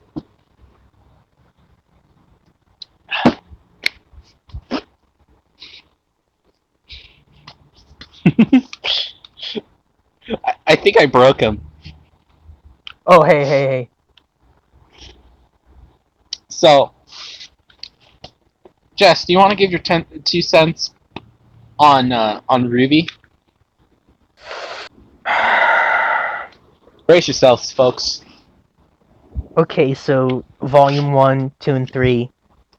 Volume 3 is really good. Volume 1 and 2, they're okay. They're Oh, okay. okay. But like, what I really liked about Ruby is that you did have things like, like their semblances and all that, but they were very technological based because you had like cars that hovered and stuff. Well, hovered a few feet off the ground, but still hovered. It's like they had like freeways, highways, and cities. And it's very civilized. Even in Vale, which is not like the main technological kingdom. Yeah, that would be like Atlas, I think. Yeah, like Atlas is the head of technology and all that, but season 4, like onwards, it feels like it's going more fantasy, which that's not the main issue, but I think it is an issue because it kind of messes with the, I guess you could say, character of the series. Yeah. Because it's like a sudden shift. It feels like a sudden shift because we hear about Ruby and her silver eyes, which I think it would have been better if they built that up more. I mean, Yeah, like what there's little they build up. literally just say it in the first episode and never bring it up again. Yeah, And like they could until have done it throughout the series, and then like we learn about this. Yeah. yeah. Also, what's the kingdom they go to in the end of season Mistral. 4? Yeah, Mistral. Mistral. It just feels too not as technological advanced because we're no in the lore they were allies with Atlas during the war, and they're on really good Yeah. terms still. So it makes sense they would have more technology, but it feels a bit too ancient Asian. Yeah, I get like when they're creating a world, the thing is that they retcon a lot of stuff or change a lot of things to where they don't know exactly what they want. I know, and I hate that because it always Like messes with the character of a series because it can't find its yeah. own character. It's sad, especially with Ruby. Like that was Monty Ohm's child, and after he gone, it went to crap when they could have like done so many good things with it. What I know about Monty Ohm is that there's a great video by H Bomber Guy. It's called Ruby is Disappointing and This Is Why. But he basically said in his research that he found that only Monty came up with the premise and the concept. Like, he only came up with the premise, the concept, and the fights. And it was Miles and Carrie's job, the head writers of Ruby, to basically fill in the gap.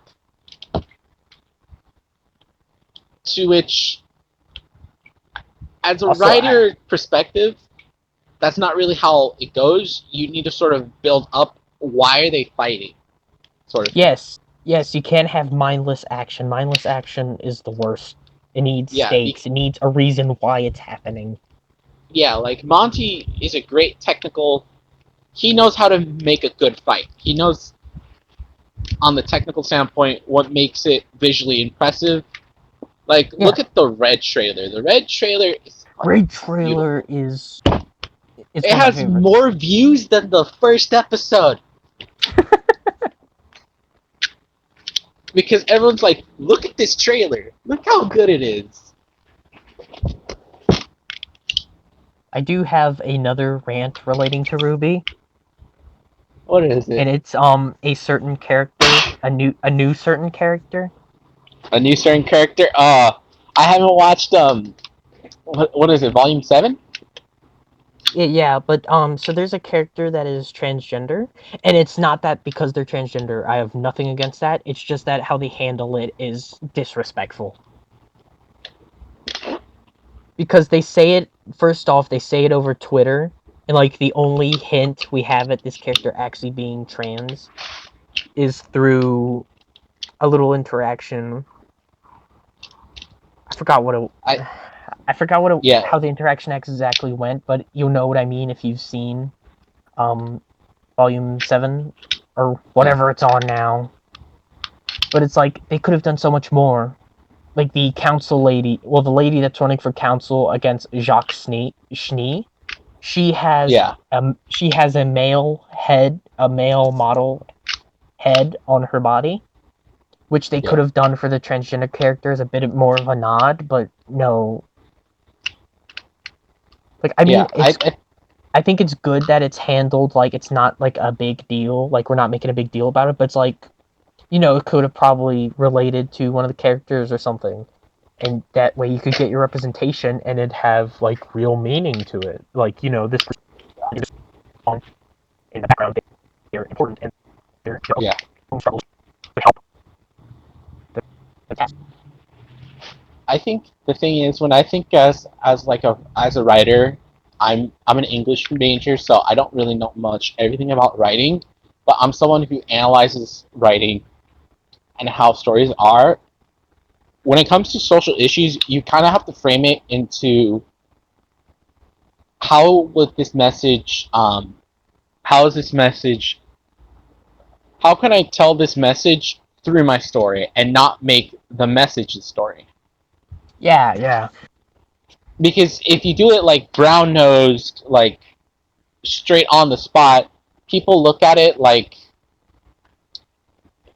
um like it's not subtle. Subtlety is like the best form of character interaction. Like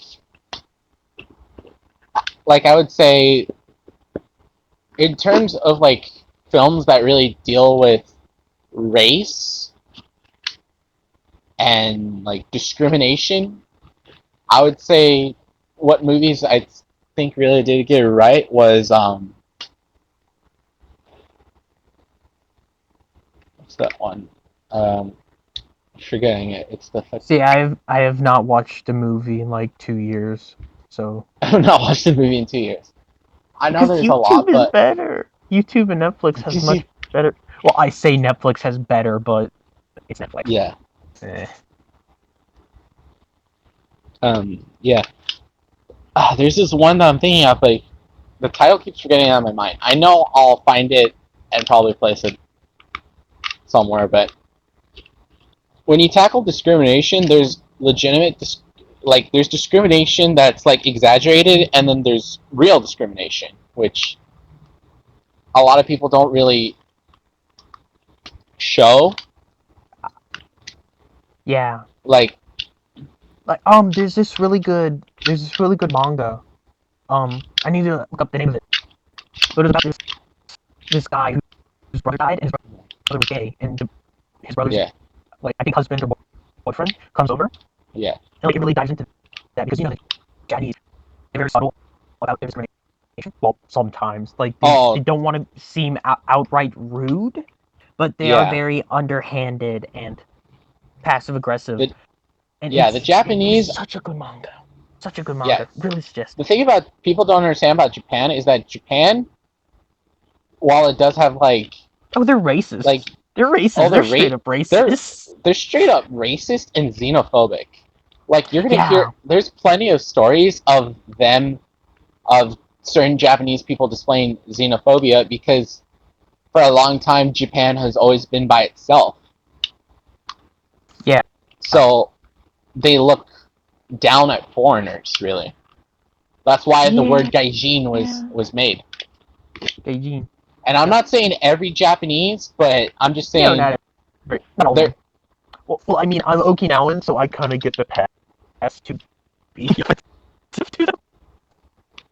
You're breaking up. Get off. Is it okay now? Yeah. Oh, yeah. I was just saying, like, I'm Okinawan, so I kind of have a right to be a bit mad at them. It's like, get off my people's island, please. Yeah, you're breaking up. You're like a robot right now. Beep, beep. I am a robot. Okay, so like I was saying, I think is it better now? Yeah. Like they were like the Ruby is disappointing video when they were talking about discrimination. He was mentioning like how come like the portrayal of Faunus being discriminated wasn't not realistic. Yeah, it's not realistic at all because we don't see any. We just hear about it. We don't really see it until later on when they actually figure out, oh, hey, maybe we should, be smart and build a world, Miles. But yeah. Yeah. Like Miles Luna, you bring shame to the name Luna. My cat is shaking her tail in disapproval. Disapproval. I think the thing was, he also mentions that Miles tends to take a lot of stuff. Like, there's a thing called inspiration, and then there's doing a one-for-one, like, recreation. Yeah. For example, do you remember the first episode of Ruby? Yeah. With the robbery. The robbery, yes. Did you know that's a complete recreation and slash, I'm going to say this with quotation marks, homage to Cowboy Bebop? Damn it, Miles. Yeah. Like, let's make Cowboy that a thing Bebop, for the. Let's make that a thing for the podcast. Damn it, Miles. Damn it, Miles. Damn it, Miles. So, it's supposed to be based off the robbery scene from the Cowboy Bebop movie, Knocking on Heaven's Door. So, in the movie, Spike Spiegel, the main character of Cowboy Bebop, Spike Spiegel, has to stop. Yeah, he's the boy. He has to stop. Yeah, Deku's dad.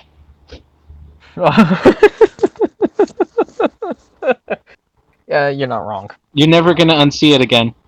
I mean, I've already seen a little fan comic like that, and I was like, yeah, that's right. Yeah. So, in this scene, Spike Spiegel has to stop a bunch of robbers.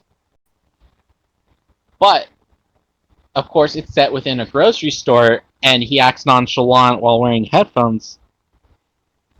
Because it's the way he acts is nonchalant, and there's a part where someone's being held hostage, and the guy is like, put your gun down, and rather than drop it, Spike Spiegel aims his gun directly at the person. There are only two things in life that kill my soul, and those two is not proper punctuation in a sentence. Yeah.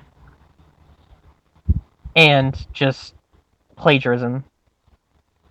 Well, it's not really plagiarism because no plagiarism, one got. But like ripping off, like you know what I mean. Yeah. Yeah. And Spike points his gun at a robber, even though his friend who was with him dropped his gun, and the robber's like, don't you get it, dude? Like, I'm gonna kill this lady. And Spike Spiegel, he says directly, oh, if you don't notice, we're not cops and we're not from some charity organization. We're like, this is strictly business. So, sorry, lady, this is like up to bad luck. And the lady obviously gets mad, and the guy's like, fucking cowboy scumbag. And the second he points his gun at Spiegel instead of the lady, Spike immediately shoots. Because it shows that rather than just being badass and trying to outshoot him, he wants to put himself directly in harm's way because he knows the gun is not pointed at the lady; it's pointed at him.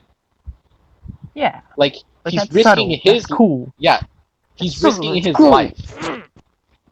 Yeah, it's cool. It's that good shit. Like It's he's good. risking his life because he doesn't value it. Because Yeah, cause he's putting hooey, that's better than some good old rare steak. Am I right? yeah. So Uh, the kind of the making meaning fun of behind that my people. is that that fight is to show not only that Spike can kick ass, but it shows his character of being selfless by showing he's selfish. Yeah, like I love characters like that. The asshole who's not an asshole but is totally an asshole. Yeah. Like he was selfless on getting the guy to directly. He just wanted the guy to make sure the gun was pointed at him rather than someone else. Because Spike Spiegel be like that. That's the way he is. Yeah. He may act like he doesn't care, but he does care, and that's what makes him such a great character. Yeah. So the difference between that great scene from Cowboy Bebop to the scene from Ruby is that the whole point of that robbery is to show like Ruby's character, but I don't know anything about Ruby from like all I just know is she just wears headphones, reads magazines, and just fights. Her her motivations in the show are weaker than her hand-to-hand combat skills. Oh my god, damn. Yeah, like why did she like? She always talks about how she went to the middle school academy thing to learn to be a Oh, hero. that was She wants to signal. whatever it's It's called called. signal, Yeah, signal. and that she wants to be like her Uncle Crow. Well, Manga, why? the manga was so much better. Yeah. I'll The say it main again question is we don't because care like her about. main. Okay, Yeah, sorry. You going? yeah. Like the main point is why. Yeah, kind of. Yeah. If yeah, because if we care about the what's happening, then we're not gonna care. Then we won't know why it's happening. Also, and if anyone here's listening in and they know what Ruby is, and you like a certain faunus, you're wrong. You're wrong. You're objectively Your wrong. opinion. Your, Blake your is. opinion. She's not the worst character, but Blake is. Yeah, she's terrible. I don't like Blake. I mean, Yeah. I don't like. I used to like Yang. I mean, I used to like all of them, but the only one that I still like is Weiss, and that's still kind of iffy right now. Like, she's the only one I still like. I don't. I never really liked Ruby too much, which is bad because she's supposed Ru- to be the main character. yeah. The thing is, they never establish why Ruby does such a thing. Like, all we know is that, oh, her mom died. Okay, Oh, boo hoo! Join every Disney character. join every Disney character. Well, what did your mom mean to her besides just being your mom? Yeah. Like, I'm gonna do it with Batman. So, like, Batman. Everyone knows that Batman's parents died. Batman's parents die Wait, who more dies than more? Who dies more, Batman's parents or Uncle Ben? honestly, they're in a tie, man. They're in a tie. Yeah. I'm pretty sure Batman's parents have died more. But I'm gonna say Batman, but I'm gonna use the Batman Begins as a great example. So Batman's parents die, and why do we care about them dying besides they're just Batman's dad, mom and dad? It's because Batman's dad told Bruce, like you gotta learn to not be afraid and learn to pick yourself back up Yeah. because that's the lesson that he's teaching his kid. It's like he saves them from the well, and he's telling him, like, why do we fall, Bruce? It's so we can learn to pick ourselves back up, which is like the main thing of that thing. It's the main like conflict. It's the main theme. Why do we fail? Is so we can learn to succeed. Yeah, And yeah, with Ruby, totally. it's every time they fail, I feel there's not a real consequence for it. The Except show should have been about Team Coffee. should have been that Team Coffee. Like They literally you made like an entire contest for what's her name? The rabbit girl. oh Velvet.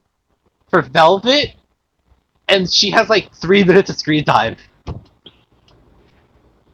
Yeah. Because they were doing this whole thing where they were choosing like I think her costume or something or her weapon. Oh, I it was forgot her what the contest. weapon. It Yeah, was her they were weapon. having. Yeah, it was an entire contest for her weapon, Her and weapon is so cool. like okay, yeah, it's a. I think it's a really cool weapon. The idea that she can take a photograph of someone's weapon and have like a short recreation of it. That's a cool idea. That's cool. But you know what would have been more cooler? If I got to know the freaking character who uses it. All I know is that she's Yeah. a bunny girl that gets bullied. It would have been Didn't they better. have a novel? Didn't they have their own book? I'm pretty sure Team Coffee had their own book, and it was like set between season 3 and 4, I think. Yeah. And Like the show there's a should have been difference about between. Team Coffee. Like it really should have been Yeah. about Team Coffee because Velvet, we do see her get like bullied because she's a faunus. They could have done with that. Yeah. Coco is a badass leader. Um Yeah. Fox, he's blind, I think. Or like he looks Yeah. like he's blind. You could have made him blind and then had the disabled All right. character and like Yeah. been really good with him. And Yatsuhashi, is it? Or Yeah. Yatsuhashi? He like there's a yeah, there's a lot So you could have done with him. I'm gonna compare Ruby to another like anime type-ish series. Avatar: The Last Airbender. Oh, Avatar, yes. Toph. The reason why Avatar works and Ruby doesn't is that when a new character is introduced, we learn why their motivations are. Like we learn why Sokka does what he does. We learn that why why does he fight? It's because he wants to protect his family. He wants to protect his sister because his dad's missing and he wants to be, it's like customary in his tribe that the men should fight. Yeah. And so when he meets the Kyoshi warriors, the one chick, what's her name? Zuki? Zuki. I think it's Zuki. I'm pretty sure. Yeah. When he meets Zuki, she challenges his belief that, women can fight too. Yeah. That and And he that's like learns that that's also an example of a feminist message done right. yeah, it's a feminist fashion done right. And he even learns to become a Kyoshi warrior and he learns to respect that. That that was much better than how Ruby would have done it. It's Far better. I think Far better. it's far better. Like was there ever I'm trying to think, was there ever a time where okay, let's compare two characters. Pyrrha and Aang. Because essentially in their plot points, they serve the exact same purpose. Oh, people are gonna hate me, but I don't like Pyrrha. Okay. I would have liked Pyrrha if she had A character. more of an arc, more Okay. character. If she was a Because person. If she was a if she person was a instead of person like instead of a plot point, I would have cared. That's why I kind of like season 3 because we get to see that. yeah. That And then they she kill has her. a really And then they kill yeah, her. I'm not mad and that they then they killed kill her. her. It's just that they. I'm not mad that they killed her because they just killed her. I'm mad because she wasn't. Her death wasn't as impactful as it should have been. I think the only person who's affected by her death is Jean. That's literally the only person. I mean, there's Ruby, which we got the There's PTS scenes Ruby. for her, but it should have been John. It should have been Jean. I mean, it should have been Jean because Jean was the one who kind of like was right there at the end. Like, like kind Yeah. of he was right there with her right before she kicked them into a locker room. But with Yeah. Ruby, she literally got there right as soon as she got there, Pyrrha's dead. Yep. Have you And actually heard of the Juniper death theory? that everyone from Juniper is gonna die. Yeah, but like the way they die is like based off the people they're based off of. Okay, so Pyrrha Nikos. Nikos is She's actually based off Nik- Achilles. She's based off Achilles, and Achilles. she gets hit in her. The first arrow goes into her Achilles tendon. Or yeah. The ankle, the Achilles tendon, Yeah, and because yeah, Nikos is based off Nike, which is the Greek goddess of victory, which makes sense because she's this really successful uh, warrior who has her yeah. own cereal. That always I, I for, Well, it's I Pumpkin forgot what Pete it's called. cereal. She was just on the box. It was Pumpkin Pete. Yeah, pumpkin Pete cereal. I would definitely love to get a box of pumpkin Pete's. I think I'm pretty sure you can buy it. Yeah. So John. Okay. John is Joan of Arc. Is his last name Arc didn't make any sense. I love how Yeah, all of them like are the theory is basically he would yeah. be betrayed. Nora is Thor. Nora is Thor. Nor's I forgot how Thor died. Technically, he does die, right? Oh, he fought the giant serpent, and like he was bit a few times, and then he died of the poison after killing the serpent. All right. And then I forgot what Ren is based off. Ren is Mulan. Oh, he's Mulan. I forgot how Mulan dies because I'm not. I'm She becomes a certain type of slave to the emperor who, does a certain thing with her body, yes. and then she commits suicide. Oof. So, yeah, like, Hey, at least it's better than watching the Disney live action. I That haven't seen it shit. yet. I It's haven't fucking. seen it yet. It fucking has no personality. It's so bad. It has Yeah. Ruby has more personality than Mulan does. Oh, that's bad. Eh. That's how bad it was. So the way I see it was that I get that if all of them die like that, I mean it's kind of like on the nose sort of thing, but it's more or less does it feel like justified sort of thing? Because all the characters are supposed to be Yeah. based off fairy tales. Ruby's Little Red Riding Hood. Uh, Weiss is Snow White. No. Yeah, she is based off of Snow White, but it's kind of a mix of Snow White herself and the Queen, because the song Mirror Mirror it's really good. Yeah. Yeah. Also, the She's songs in Ruby for me have kind of become crap. uh I don't know who writes it. I don't know if it's actually the guy who does the guitar. I don't know. It's like after season 5, I just didn't really like the soundtracks. It's Didn't like weird the because soundtrack. Ruby soundtrack was the only thing that kept me coming back. Yeah. Like what's the singer's name? Casey Lee Williams.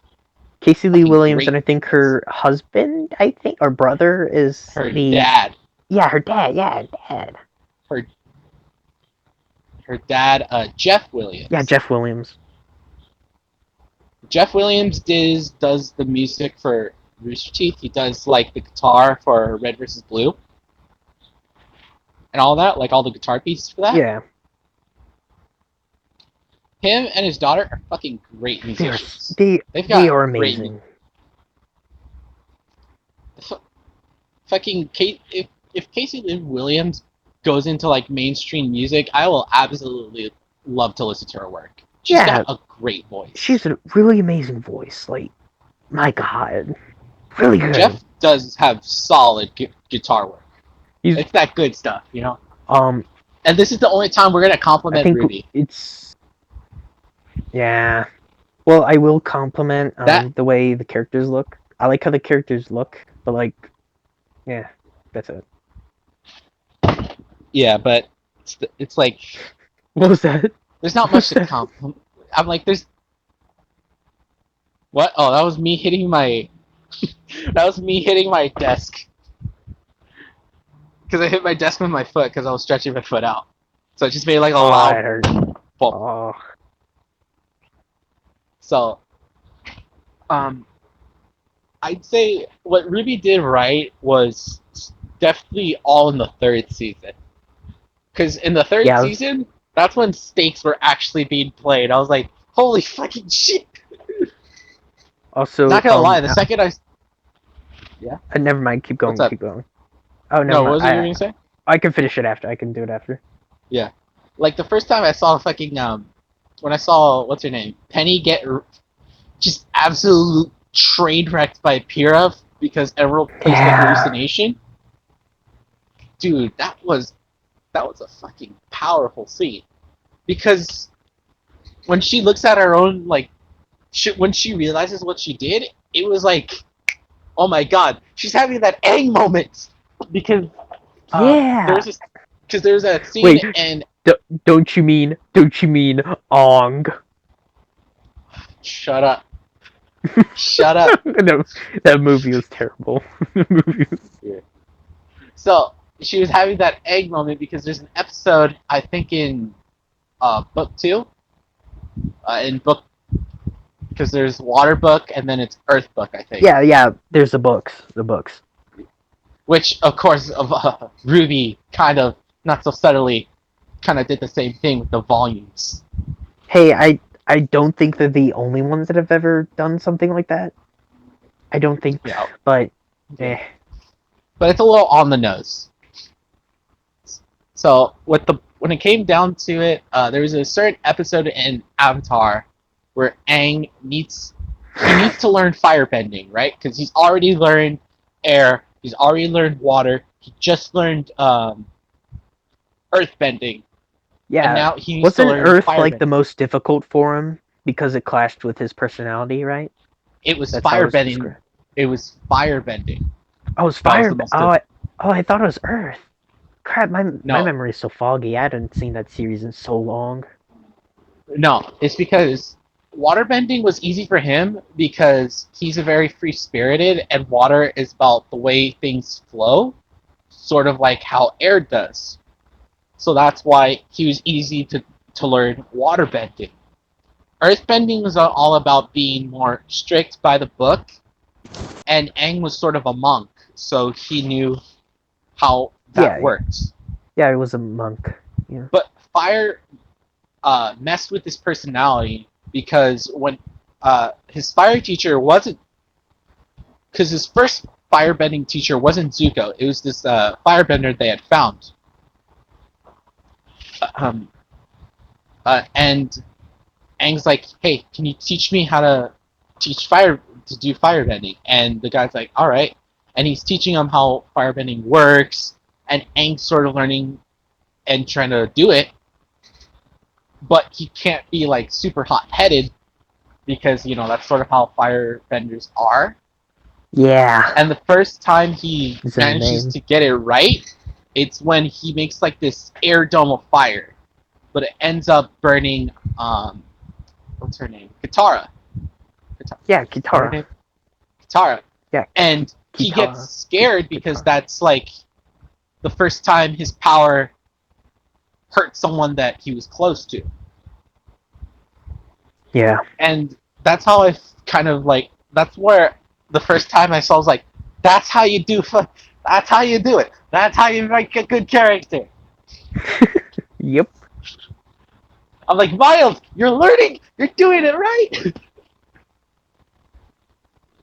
I mean, had we had more like interactions between Pyrrha and Penny, that scene would have been fucking perfect. Yeah, it would have been good. Would have been good. Season 3 would have been good if the previous seasons were better. Yeah. And But I'd swiftly say, moving on to an idea. A quick little swiftly, idea for fun. yeah. So, like I said, I'm going to show you. Well, I'm going to resend the picture of what a southern living room looks like. And I want you to No, describe it I to the see it right audience. here. Oh, yes. So, I want you to imagine, guys. I want you to imagine your garage, right? That one corner of that garage, right? Oh, wait, you can see the keyblade. The hilt of the keyblade. Wait, there's a keyblade? Next to the freezer that's next to the gun case, that's next to the nightstand, which is next to the door, which has a little jackal from Halo target on it. You can see the handle of the key. You can see the handle of the keyblade. Yeah. So I want you The guys to orange shape. imagine the most like if anyone has like an uncle who works in like construction, repairs, and all that, I want you to imagine like their house where it's like cluttered with like tools and stuff. There's Now I deer want you to antlers. There's deer yeah. antlers. Yeah. Now I want you to imagine, right? Like that uncle who does like repairs and shit. And now I want you to imagine stacks of Mountain Dew and a fucking Amazon box on top of it. Oh, that Amazon And box on is full of persimmons. They're a fruit here. yeah. We have some on our property, and my Yeah. mom picks them. So next, I want you to imagine, like you've gone to like a Wild West ghost town, right? And then you go to like the bank, and you see their like safe. That's now imagine that inside of a small, cramped living room. See, that's my dad's living room. My mom has her own little living room, and it's better. Yeah, Yeah. because she likes to keep things clean. My dad does not. Yeah. So with that in mind, after that wonderful description of I just gave to Jesse's dad's living room, I feel like we gotta wrap things up and sort of discuss what's going on. Yep. So Great way to end the show. Great, great way to end amazing the way to end the show. Yes. So things we're gonna do. Well, on top of the channel that I'm gonna be doing my own personal like little projects involving the DC TV verse.